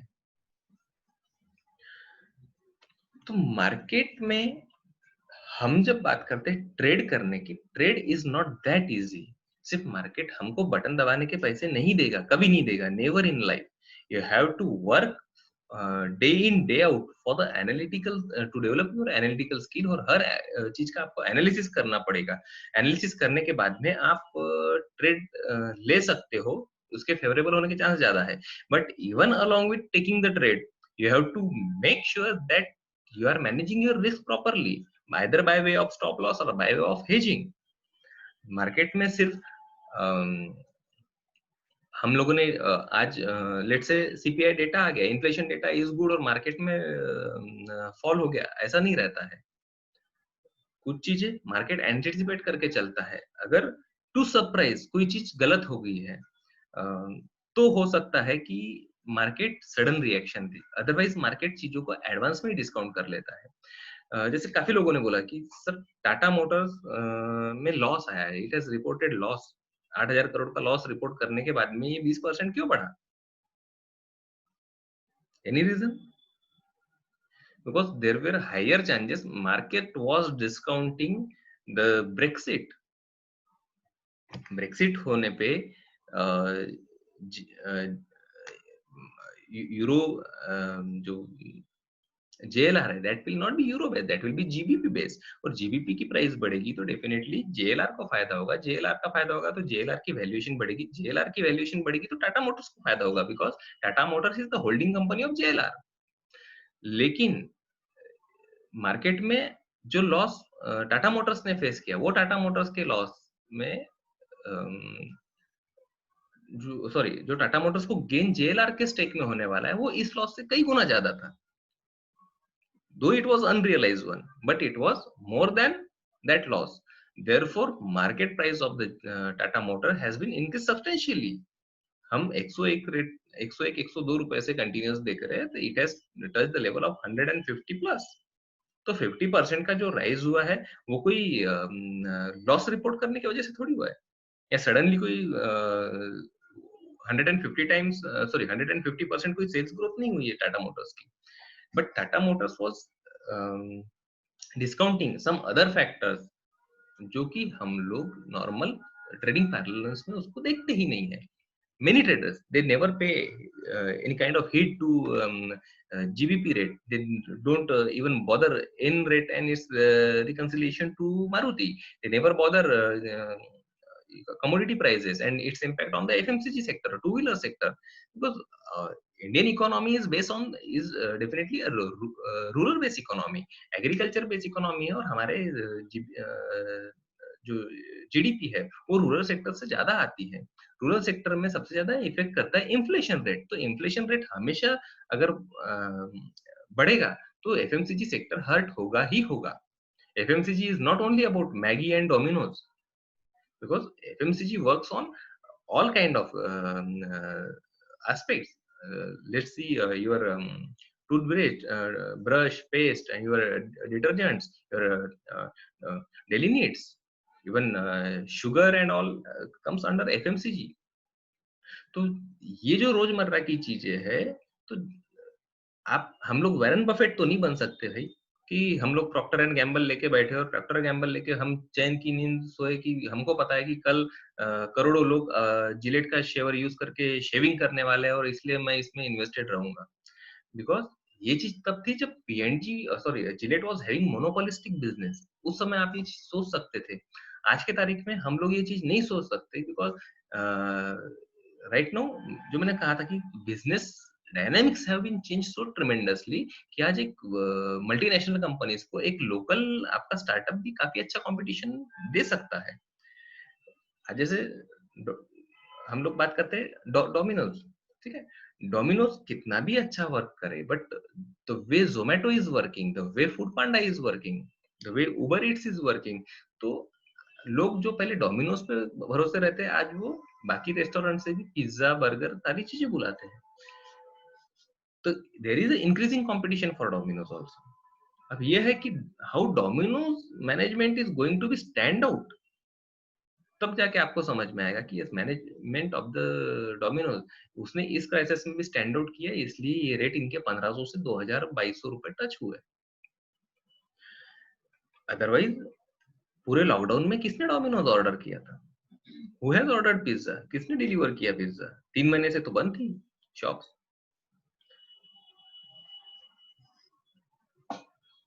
But there are certain other aspect जहां पे कंपनी के अर्निंग के एस्पेक्ट्स और भी अलग है. जैसे कि मैंने आपको एक टाटा मोटर्स का एग्जांपल दिया कि टाटा मोटर्स के पास में JLR stake sale is one of the key जो संभाल के रखा है उन्होंने, जहां पे आगे आने वाले समय में टाटा जेएलआर का अगर वो आईपीओ लेके आए लंदन में यूके में और वहां पे जेएलआर लिस्ट होती है तो जेएलआर की वैल्यू अनलॉक होगी. जेएलआर की वैल्यू अनलॉक होगी तो उसका डायरेक्ट गेन होगा टाटा मोटर्स को. बट टू समव्हाट और अदर यू कैन से किस चीज की वजह से ये रुका है I don't know. Anyway, so what I was discussing is कि ट्रेडिंग करते समय हमें किस किस चीज का ध्यान रखना है. ट्रेडिंग इज नॉट अबाउट कि how your price is moving here and there. आप प्राइस कितना भी मैंने वो लो पे बाय करना और हाई पे सेल करना ये कला सिर्फ कुछ लोगों में है. हम और आप नॉर्मल ट्रेडर्स या नॉर्मल इन्वेस्टर्स उस कला को आत्मसात भी नहीं कर सकते और हम लोगों ने उसको देखना भी नहीं चाहिए. बट जब भी आप ट्रेड लो आपके पास में वो ट्रेड लेने का एक बेसिस रहना चाहिए कि डॉलर के रेट्स की वजह से आपने ट्रेड लिया, जापानीज येन की मूवमेंट की वजह से आपने ट्रेड लिया, कमोडिटी प्राइसेस की वजह से आपने ट्रेड लिया, या आपके पास में टेक्निकल इंडिकेटर्स थे, चार्ट आपको सजेस्ट करा था कि ये ट्रेड लेना चाहिए और ट्रेड लेने के बाद में हम लोग उसका रिस्क मैनेजमेंट करें. तो when it comes that then there will be huge and huge number of trades on the favourable side you can achieve, जहाँ पे आपकी स्टॉप लॉस की काफी बहुत कम ट्रेड रहेगी जहाँ पे आपके स्टॉप लॉस हिट होंगे. Hitting the stop loss is not a crime at all. It's always better to have a stop loss rather than blowing off your whole account. Whole capital blow off करने से जो अच्छा है आप stop loss रखिए. Stop loss hit होता है, no worry, आपने कोई गुनाह नहीं किया है, पैसा बचा आपका, that is always beneficial for you. ठीक है. अब इसके बाद में बात आती है options. Options in options one of our topic जो हम जिस बात करना चाहते हैं. आज के तारीख में यानी स्टॉक मार्केट का जब हम डिस्कशन करते हैं तो ऑप्शंस का डिस्कशन किए बिना उसको कंप्लीट करना गुनाह है, नहीं करना चाहिए, क्योंकि ऑप्शन को लेके काफी कुछ मिसकंसेप्शंस लोगों के माइंड में है। वो क्या मिसकंसेप्शंस है अपन इस पे एक बार समझ लें। People are considering options as a trading instrument. मेरा कहना है options are not trading instrument, options are only and only hedging instruments. हम लोग ऑप्शंस में ऑप्शंस को हमने हेज करने के लिए ही यूज करना चाहिए, ऑप्शन को हमने ट्रेड करने के लिए कभी यूज नहीं करना चाहिए। दो इट्स अ फाइनेंशियल इंस्ट्रूमेंट, जिसमें प्राइस का फ्लक्चुएशन होता है, और जहां प्राइस का फ्लक्चुएशन होता है वहां पे ट्रेडिंग की अपॉर्चुनिटी बनती है, no doubt, but options are not meant for the trading, they are meant for hedging only. क्यों? क्योंकि ऑप्शंस का स्टडी उतना सिंपल नहीं है जितना हम लोग सोचते हैं। Just like we can say call option, ठीक है। ऑप्शन दो टाइप के हैं, हम लोग बेसिक्स में नहीं जाएंगे, I am not going to use the definition of options and its types of American और यूरोपियन वन। हम लोग जनरली एक ट्रेडिंग प्लेटफॉर्म पे जब हम बात करते हैं इस चीज की, तो हम ये सबसे समझना चाहते हैं कि ऑप्शंस क्या है, ठीक है। ऑप्शन जब हम बात करते हैं call options या put options, there are two types of options. Call options gives you the right to buy, put option gives you the right to sell, ठीक है। कॉल ऑप्शंस के बारे में जो एक हमारी साधारण धारणा है कि जैसे जैसे अंडरलाइन का प्राइस बढ़ेगा कॉल ऑप्शन की प्राइस बढ़ेगी, ठीक है। क्या कॉल ऑप्शंस की प्राइस उसी प्रोपोर्शन में बढ़ती है जिस प्रोपोर्शन में आपकी अंडरलाइन की प्राइस बढ़ी? लेट्स से निफ्टी अगर 100 पॉइंट बढ़ता है तो क्या एट द मनी निफ्टी का कॉल भी 100 पॉइंट से ही बढ़ता है? कभी नहीं बढ़ेगा। निफ्टी अगर 100 पॉइंट गिरता है तो क्या एट द मनी निफ्टी का पुट 100 पॉइंट से ही गिरेगा? कभी नहीं गिरेगा, उससे ज्यादा गिरेगा। रीजन ये है कि ऑप्शन की स्टडी में कुछ फैक्टर्स होते हैं जिनका हमको क्वांटिटेटिव स्टडी करना पड़ता है। क्वांटिटेटिव स्टडी जस्ट लाइक सबसे एक बेसिक अगर आप ऑप्शन चेन देखोगे तो उसमें आपको इम्प्लाइड वॉलेटिलिटी एक मिलेगा। इम्प्लाइड वॉलेटिलिटी सबसे बड़ा टूल है अगर ऑप्शन ट्रेड आप करना चाहते हो। फर्स्ट ऑफ ऑल आप ट्रेड ही मत कीजिए, अगर ट्रेड करना चाहते हो तो फिर आप इम्प्लाइड वॉलेटिलिटी पे कंसंट्रेट कीजिए।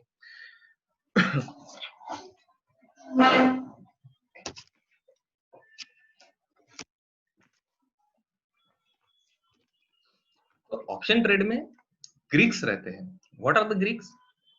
ऑप्शंस की वैल्यूएशन निकालते समय हमें किन चीजों पे कॉन्सेंट्रेट करना है, कौन सी चीज है या कौन से ऐसे फैक्टर्स है जो ऑप्शंस की वैल्यू को अफेक्ट करते हैं। सबसे पहले हमने बात किया इम्प्लाइड वोलेटिलिटी, इसके बाद में एक चीज है theta DK. Theta DK generally एक इंडिकेटर है, theta, delta, Vega. So what is theta? Theta shows you the rate of decline in the price of option over the period। मतलब कि मार्केट में मूवमेंट हो ना हो, ऑप्शंस की value आने वाले समय में किस रेट से डिक्लाइन होगी,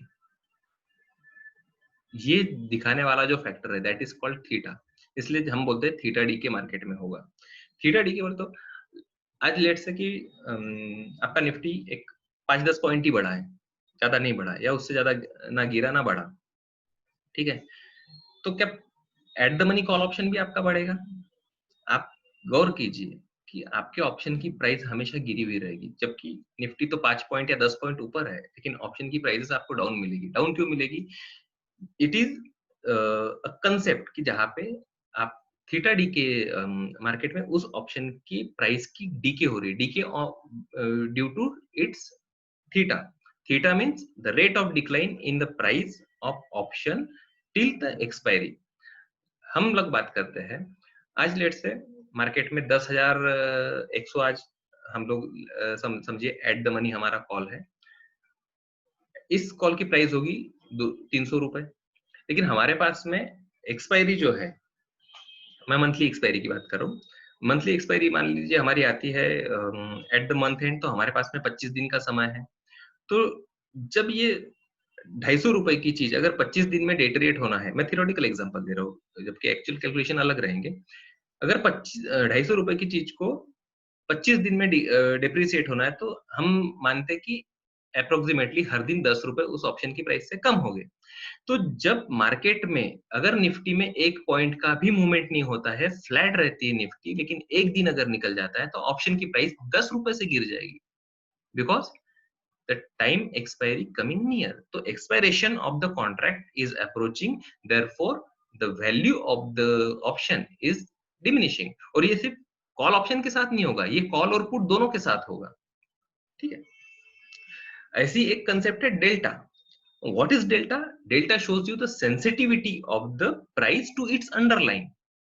मतलब कि अंडरलाइंग प्राइस में, यानी एक्चुअल शेयर्स की प्राइस में अगर लेट से चेंज होता है तो उसका कितना परसेंट ऑप्शंस में चेंज होता है, ऑप्शन की प्राइस में चेंज होता है। हम लोग बात करते हैं निफ्टी की। लेट से निफ्टी एट द मनी हम कॉल की बात कर रहे हैं।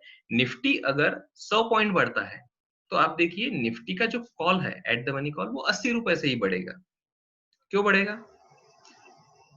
क्योंकि उसका जो डेल्टा है, डेल्टा शोज यू कि हमारी प्राइस, ऑप्शन की प्राइस अंडरलाइन की प्राइस से कितना सेंसिटिव है। लेट से उसका परसेंटेज आ रहा 90%, कि अगर 100 पॉइंट्स का चेंज निफ्टी में होता है तो उसके ऑप्शन की, कॉल ऑप्शन की प्राइस बढ़ेगी सिर्फ 90 रुपए से। इसका मतलब सेंसिटिविटी इज 90%, लेकिन हमें मिलता है प्राइस 80 रुपीज। क्यों मिलता है? क्योंकि सेंसिटिविटी 90% थी तो 90 का प्राइस आया, लेकिन डेल्टा डीके जो था, सॉरी थीटा डीके जो था वो 10 रुपीज का था, तो हमको प्राइस मिली 80 रुपए। तो increase in underline 100 points, increase in price of call option is 80 rupees. यही चीज जब हम पुट के लिए करते हैं तो पुट में लेट से अगर मार्केट प्राइस बढ़ गई है तो पुट सेंसिटिविटी के हिसाब से ज्यादा गिरेगा, और उससे ज्यादा तो थीटा डीके की वजह से गिरेगा। ऐसे ही होता है vega. Vega means change in price with respect to change in IVs. तो इम्प्लाइड वॉलेटिलिटी की वजह से मार्केट में ऑप्शन की प्राइस में कितना चेंज हो रहा है। चाहे आपका यू कैन से निफ्टी आपका 1 पॉइंट भी ना बढ़े, लेकिन फिर भी आपको कॉल और पुट की प्राइसेस में चेंजेस होते हुए दिखते हैं, because it is due to implied volatility. अगर इम्प्लाइड वॉलेटिलिटी चेंज होते रहेगी, what is implied volatility? The change occurring in the spread of option prices, वो रहती है इम्प्लाइड वॉलेटिलिटी। अब ये सारी इम्प्लाइड वॉलेटिलिटी, अब हम सारी इम्प्लाइड वॉलेटिलिटी को अगर करेक्ट करें, एक छोटा सा उसका एवरेज निकाले, तो उस एवरेज से बनेगा एक इंडेक्स। जनरली उस इंडेक्स को हम बोलते हैं VIX, वॉलेटिलिटी इंडेक्स, जो कि इसमें आप देख सकते हो ट्रेड होता है मार्केट में। तो VIX, what does VIX shows you?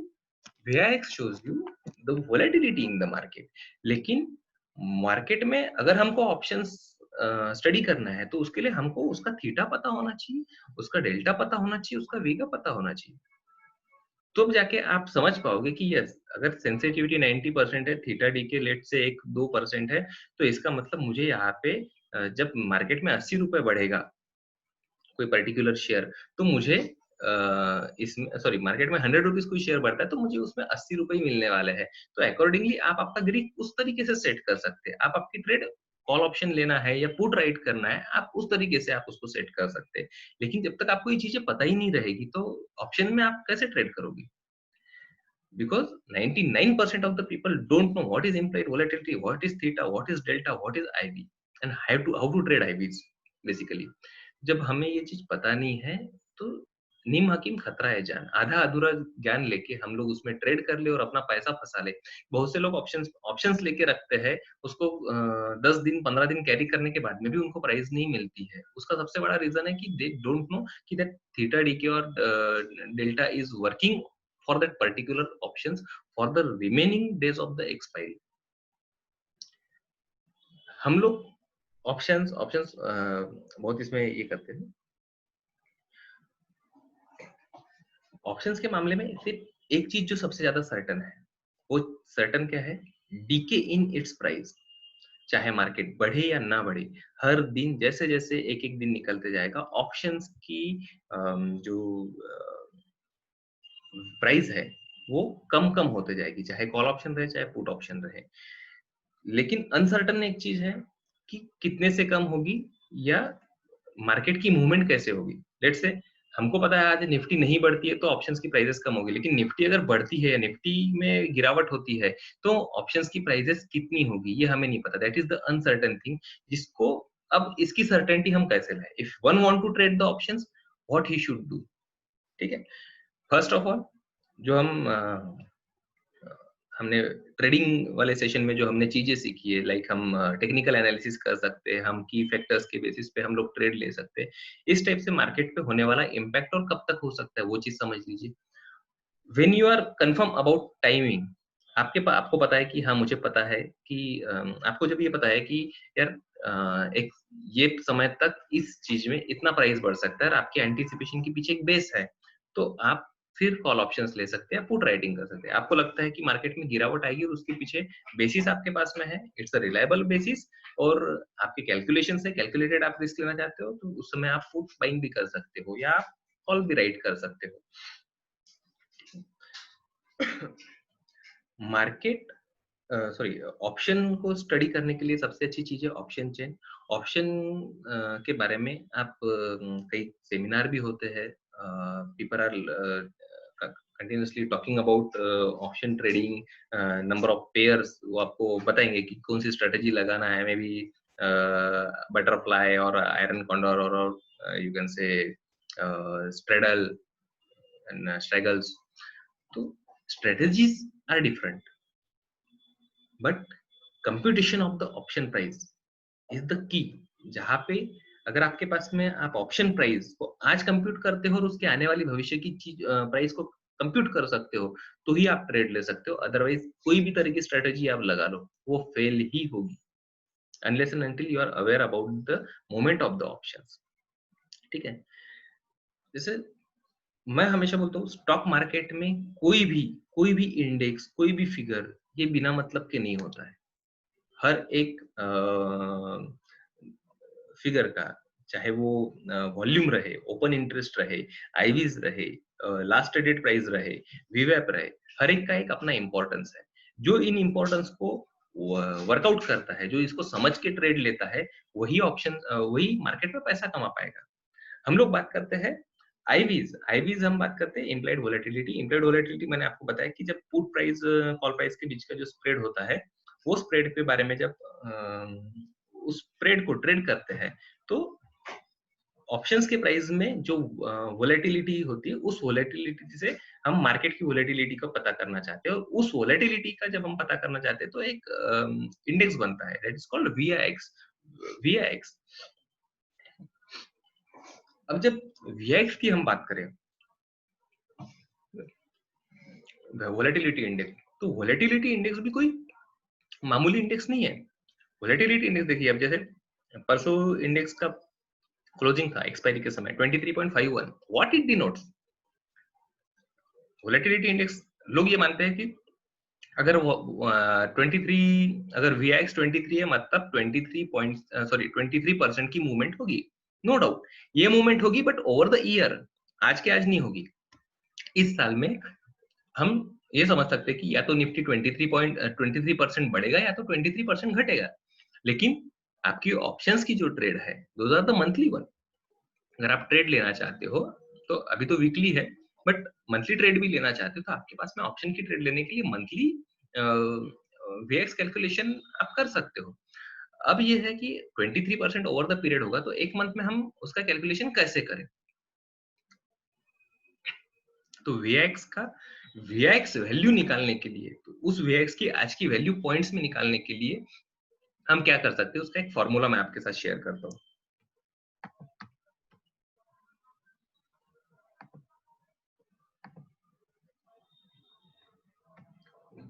This is the formula, ठीक है?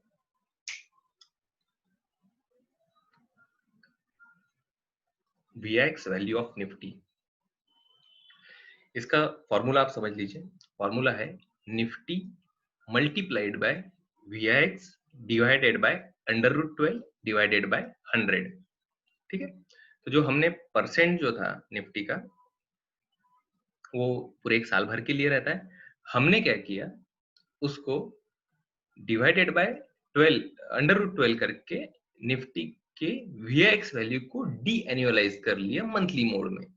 तो अब मंथली मोड में आपके पास में फिगर्स आ जाएगी जब आप ये फॉर्मूला लगाओगे। जैसे हम लोग थर्सडे का एग्जांपल लेते हैं, थर्सडे को VIX था, VIX की क्लोजिंग थी 23.51, निफ्टी की क्लोजिंग थी, स्पॉट की बात कर रहा हूं मैं, इट्स 10,806, ठीक है। तो 10,806 multiplied by 23.51 divided by √12 and divided by 100, it comes to 733 points.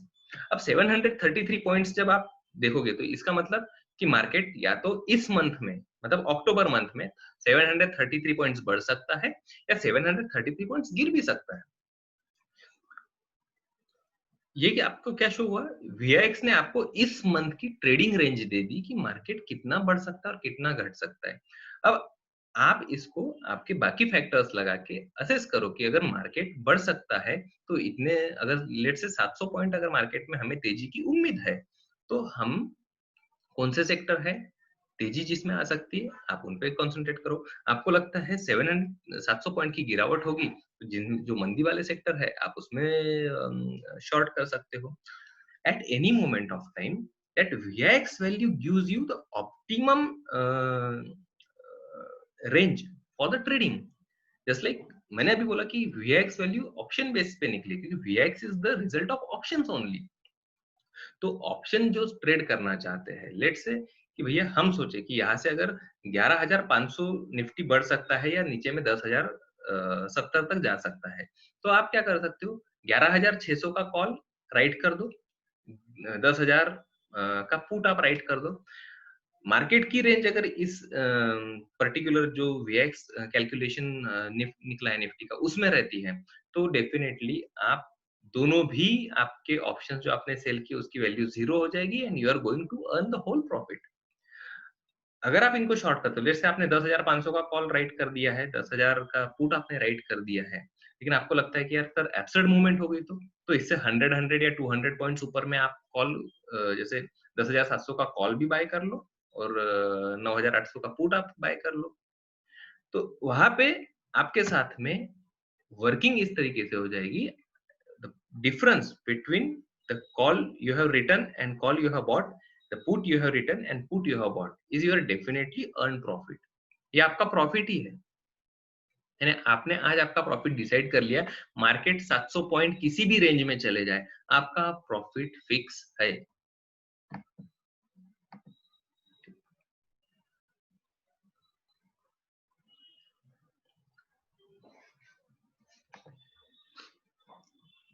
Any doubt about this?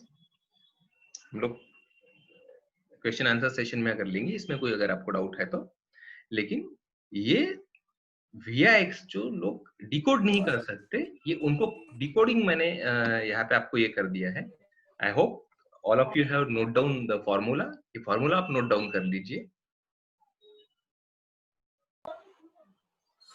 Okay, thank you everyone. Thank you, Mr. Amit.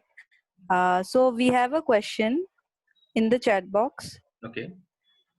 And the question is the last strategy Iron Condor? Yes. From Arafat. Yeah. मैंने इसके पहले भी कहा था कि मैं strategies के बारे में बात नहीं करूंगा, ऑप्शंस के बारे में, बिकॉज स्ट्रेटेजीज के बारे में अगर चाहिए तो एक सेशन उसके लिए बहुत अलग से देने। सिर्फ एक पर्टिकुलर स्ट्रेटेजी, अगर हम सिर्फ बटरफ्लाई स्ट्रेटेजी की भी बात करें तो उसके ऊपर भी एक पूरा सेशन हो सकता है। तो स्ट्रेटेजीज यहाँ पे बताना और उसके probable outcomes, probable risk factors बताना पॉसिबल नहीं है।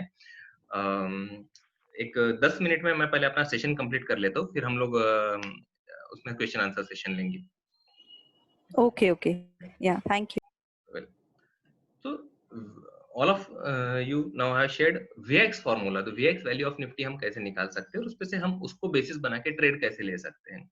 अब इसके बाद में दूसरी चीज आती है कि मार्केट में अगर आप ऑप्शंस में ट्रेड करना चाहते हो, लाइव मार्केट में ट्रेड करना चाहते हो, तो फिर आपको और एक मैं ये शेयर करना चाहूंगा आपके साथ में।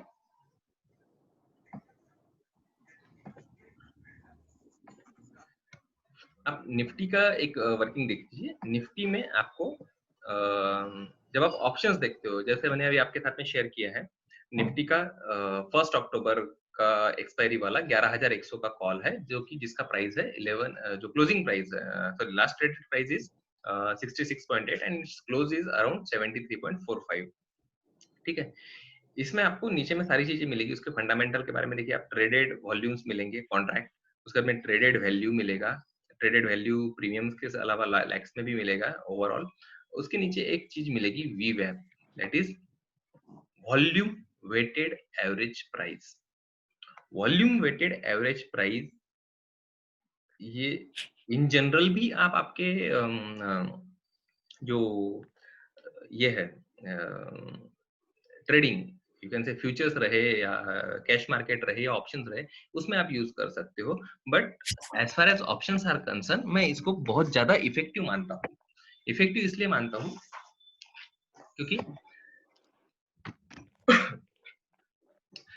Volume that volume weighted average price is the price जहां पे मैक्सिमम नंबर ऑफ ट्रेड्स हो चुकी है और जहां पे यू कैन से ऑपरेटर्स बोलिए, मार्केट मेकर्स ने अपनी पोजीशन क्रिएट की है।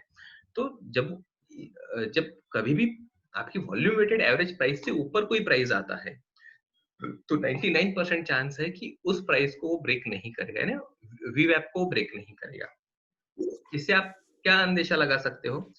व्हेन कॉल ऑप्शन के बारे में हम बात करें तो when price is above VWAP and IV is decline, then it's a long built up, आप उसमें बुलिश बने रहिए। अगर प्राइस आपकी VWAP से नीचे है और IV बड़ी है तो आप शॉर्ट ट्रेड कर सकते हैं ऑप्शंस में। ठीक है, तो VWAP जो है यू कैन से जब भी आप ट्रेड लो, जरूरी नहीं कि आपको VWAP हमेशा NSE के साइड पे मिलेगा, लाइव ट्रेडिंग टर्मिनल में भी VWAP मिलता है।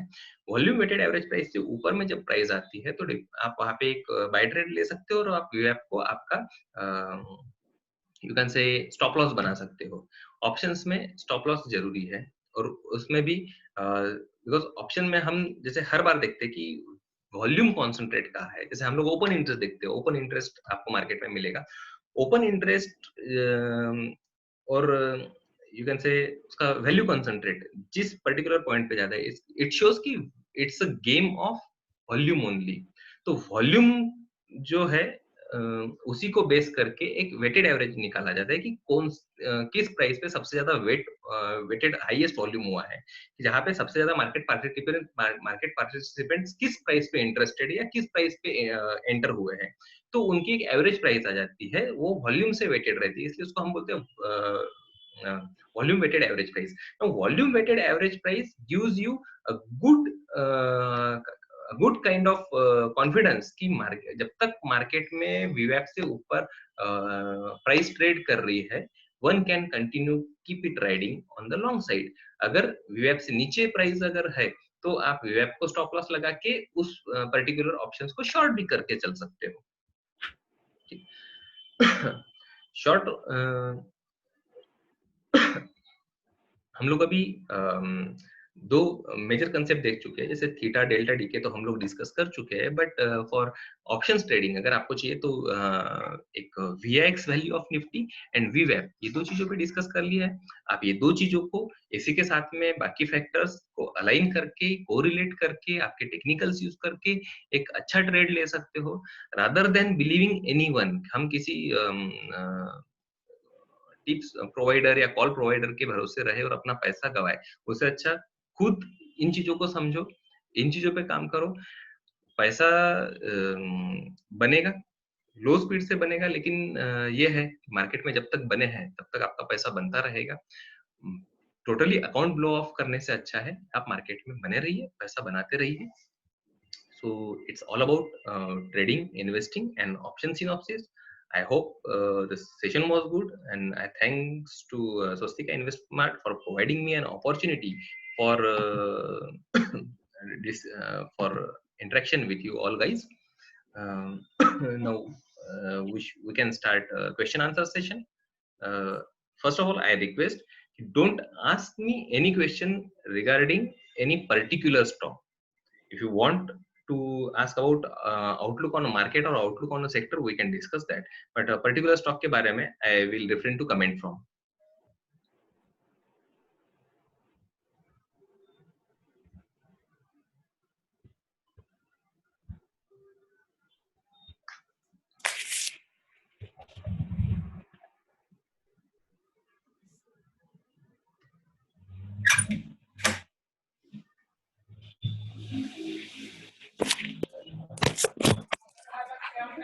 So can we start our question answer session?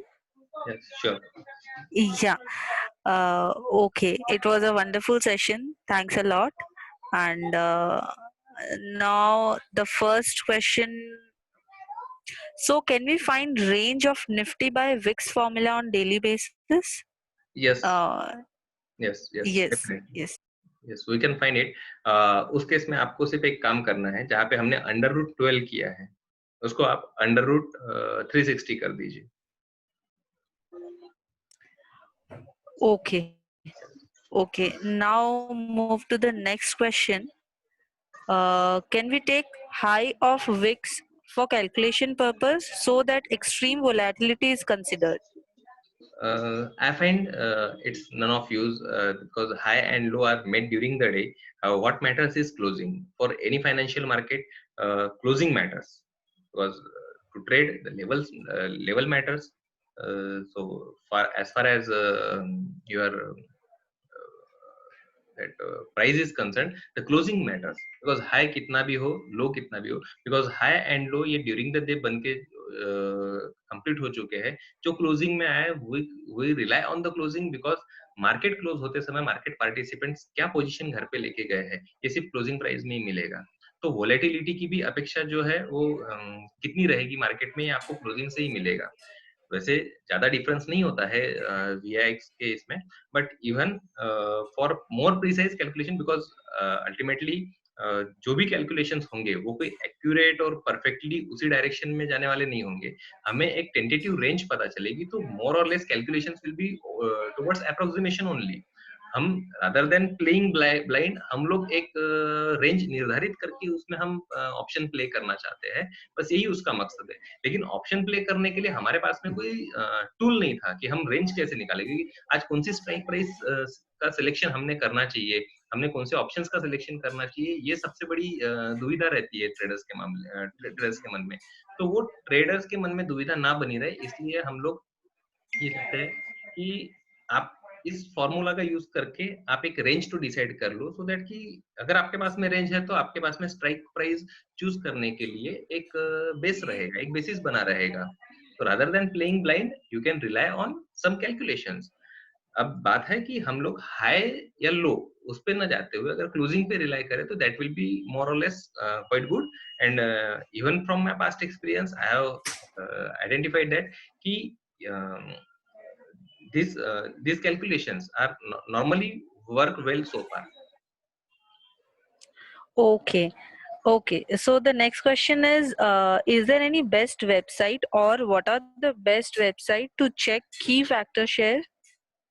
It's investing.com. You can rely on investing.com. Okay. Because investing.com में Okay. आपको Yeah. all over world सभी चीजों का डेटा मिल जाएगा. इसमें आपको bond yield, forex pairs, inverse forex pairs, cross currency rates और you can say economic calendar भी मिलता है, सो दैट कि आने वाली जो इवेंट्स है हम उसके बारे में अवेयर रहे. I find that particular website is sufficient to combine Yes. all Yes. kind of financial information. Completely agree. And any chances of Amit's starting technical analysis classes? It's from Someshwar. No. Yeah. I'm not going to Okay. start any class The, there, the, but the, definitely Somesh जी से मतलब हम touch में है. If he wants to learn he can ask questions, but I am not going to conduct any kind of class so far. okay, so there is no plan such. Okay. So potential breakout should be considered on which time frame for trading? Potential breakout should be if you are an intraday trader, one can consider 15 minutes or 30 minutes chart. 30 minutes charts are more reliable.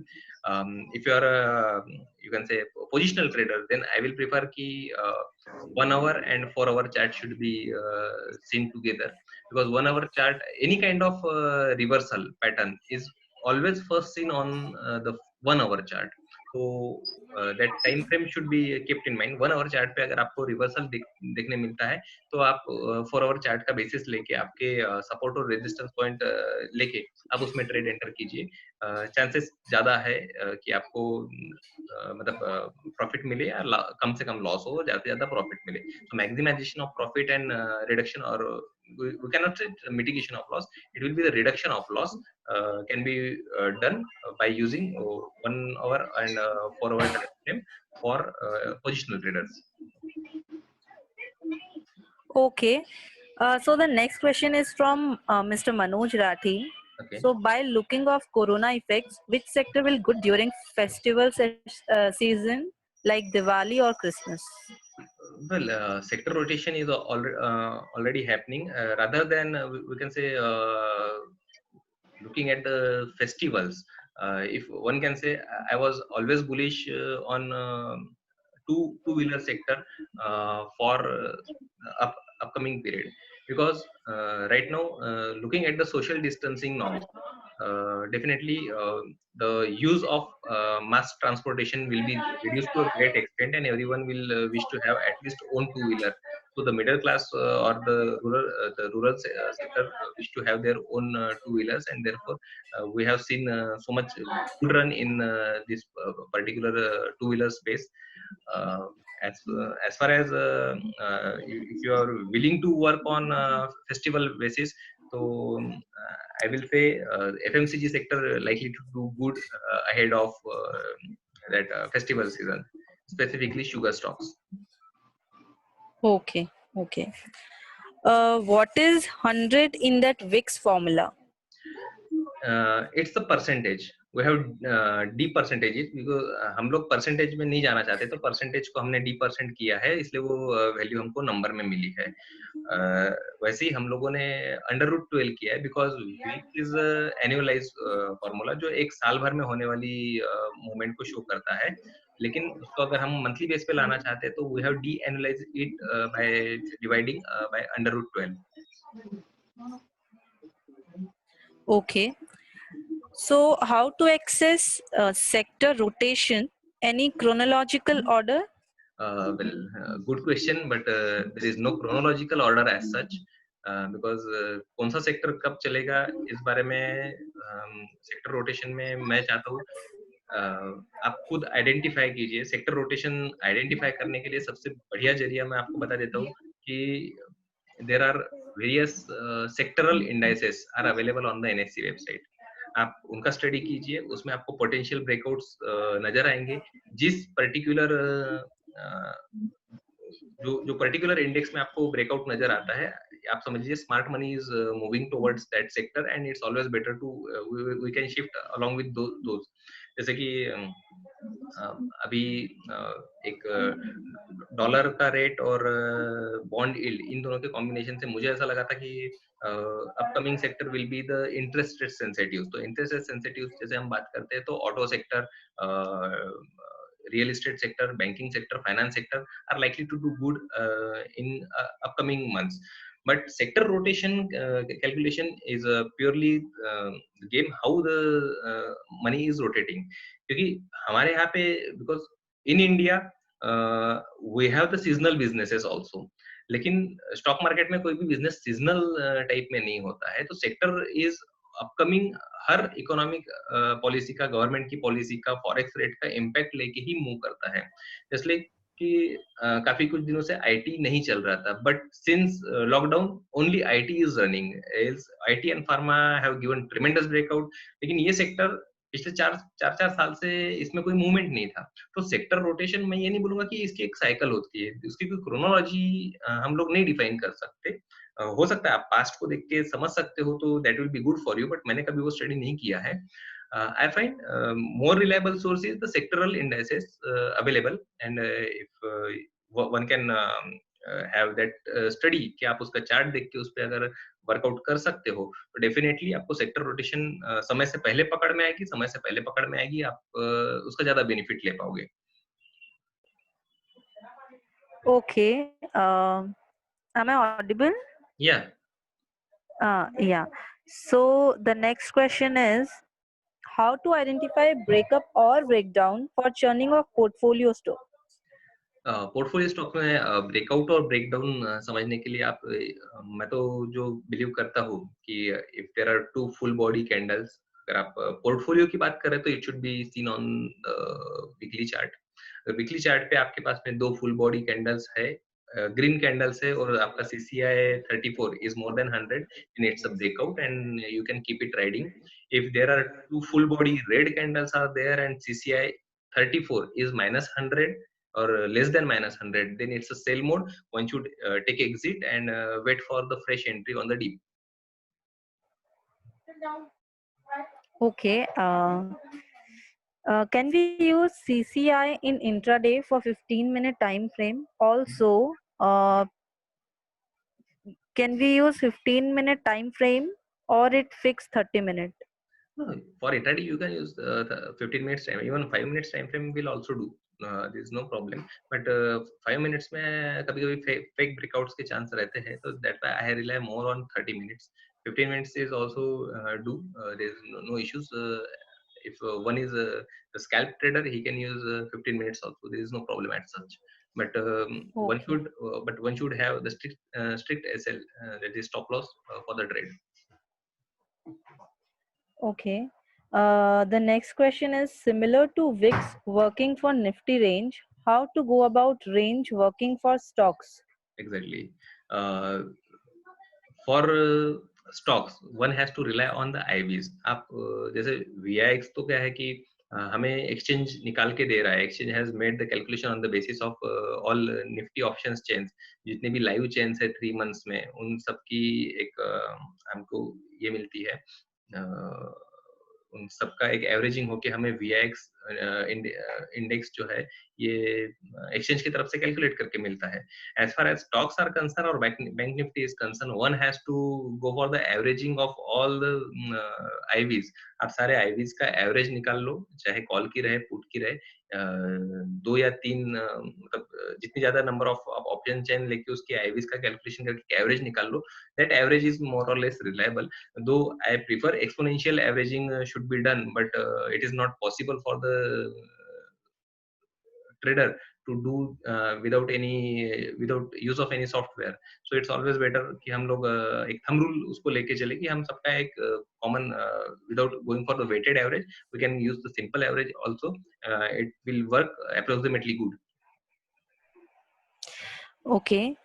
So what are your views on the shape of recovery expected in the economy? The finance minister is the finance minister's view that India can expect a V-shaped recovery. Isn't that view too optimistic? The question is from Lavish Mundra. Okay, no problem. What I find is economy revival. Economy revival, आप ये समझ लीजिए कि 2020 or even March 21 quarter is, I'm not expecting any good recovery herein. But overall, looking at the forex trade pairs of Indian currency, the Indian INR with the dollar or Indian INR with it, we are somewhere confident that our economy is likely to work much ahead or likely to recover much at a higher pace than other economies, because you can say, let's say, other currencies are diminishing tremendously. जिस country ने अपने यहाँ पे stimulus दिया है, stimulus by way of paying checks to the households, तो वो country का हमेशा inflation उस कंट्री का जो फॉरेक्स रेट है वो हमेशा गिरा है और उस कंट्री की इकोनॉमिक ग्रोथ पे वो क्वेश्चन उठता है. लेकिन जहां तक इंडिया का सवाल है, इंडिया में किसी भी पर्टिकुलर पर्सन को उस पैमाने पे हाउस होल्ड में पॉकेट में पैसा नहीं दिया गया है. Other stimulus are always industry oriented. जो आए हैं, जो स्टिमुलस आए हैं वो by way of general financing और you can say short term financing to Indian corporates, उसी तरीके से आए हैं. तो बिजनेस का पैसा बिजनेस में लग रहा है, तो डेफिनेटली रिकवरी का ग्रोथ काफी अच्छा हो सकता है. Secondly, the dimensions of the business are now changed. The earlier we were not that much export oriented for pharma and all, but right now pharma is working tremendously good. Even looking at the current situation, the IT industry is working good because of the online meetings and work from home situation is there. लेकिन साथ ही साथ आप देखो, मुझे जो भरोसा है Indian economy की रिकवरी पे, वो अर्बन सेक्टर से है ही नहीं. I am purely relying on rural economy. Rural economy is definitely doing very good. It is working on fast pace, and इसका अगर आप रिजल्ट देखना चाहते हो तो ये मैं इसलिए बोल रहा हूँ कि ग्रास रूट पे हमने कुछ चीजें भी देखी है, और कुछ स्टॉक्स की प्राइस भी ये शो करती है कि Indian rural economy is working at tremendous pace. इसमें आप एफएमसीजी का भी देख सकते हैं, two wheelers, Hero Honda Motors और बजाज ऑटो का जो रेट ग्रो हुआ है, और साथ ही साथ महिंद्रा की जो प्राइस बढ़ी है, ये शो करती है कि rural economy is really doing good rather than urban economy. And working on that, considering the rural economy's recovery, I can find the V-shaped recovery is almost on the place. Some kind of stimulus may be further announced by the government. Agriculture bill is now passed, and more agriculture measures are upcoming in next session. In some of my earlier seminar and in my some discussions on some social media groups, I already mentioned that the agri chemicals and seed sector are likely to outperform like anything. You can expect 30 to 40% growth in these two sectors ahead. So when agriculture is working good, the economy will definitely work good, because Indian economy is based on the agriculture, is more or less agriculture oriented one. Okay, so agriculture and chemical may outperform in Yes. near future. So the next question is, we will take 2 to 3 more questions, and we are running out of time.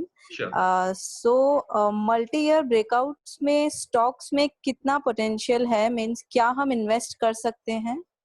Multi-year breakout, breakouts. multi-year breakout, definitely. Multi-year breakout जहाँ पे होता है, it's considered as one of the significant breakout in the stock prices. But I find to rely on that particular breakout, one has to assess whether the breakout is accompanied with the volumes or not. If it is not accompanied with the volume, the operator may dump the stock. Secondly, it is not advised to jump as soon as breakout happens. I will prefer to retest and retest the breakout level. Once the breakout level retest and the recovery again started in the stock prices, one can one can jump in the stock and can also ride over there.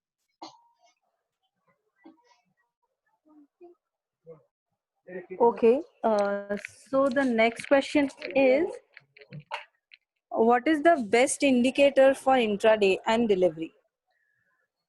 Best indicator for intraday and delivery, I will definitely refrain to comment on this particular, because every indicator has its own importance in the market, because there are some oscillator indicators which shows the trend, change in trend. There are some momentum indicators. There are some indicators which denote the support and resistance. So every indicator has its own importance, and so which one is best is I cannot comment on that, because my setup is something else. The other pro traders are using something else. So but generally जो market में चलते है, जो है, you can say, you can Okay, use and sir, ATR, what? RSI. Okay. Yes. Okay, and what is prospects of housing finance companies? Housing finance companies, again, interest rate sensitive है. Interest rate sensitive is likely to do good. Housing finance companies के लिए NHB के तरफ से भी कुछ stimulus की हम expectation कर रहे हैं, जिसमें काफी अच्छा एक जो prices में change हुआ है, उसमें हमें लगता है कि NHB की तरफ से कुछ waiver या stimulus उनको मिल सकता है. Housing finance company likely to do good in upcoming months. Okay, so the rest of the replies are, thanks a lot, sir. Thank you so much. And someone is asking how to get your daily updates in future. I mean, how to get connected, or how to get your updates and views in future. I mean, if you can share your Okay. I'm not Okay. so much active on the social media platforms like Twitter or Facebook or YouTube, but Okay. one can follow me on my Twitter handle. I'm planning to start Okay. my updates and my views. I will share on Twitter handle itself. I will. Definitely. Okay. So thanks a lot. Thanks a lot for this wonderful interactive session, and thanks a lot all the participants. Thank you. Thank you very Thank much. you, sir. Thank you very much. Yeah. Have a great day. Yeah. Or have a great evening. Yeah. Thank you. Thank you all. Thank you very much.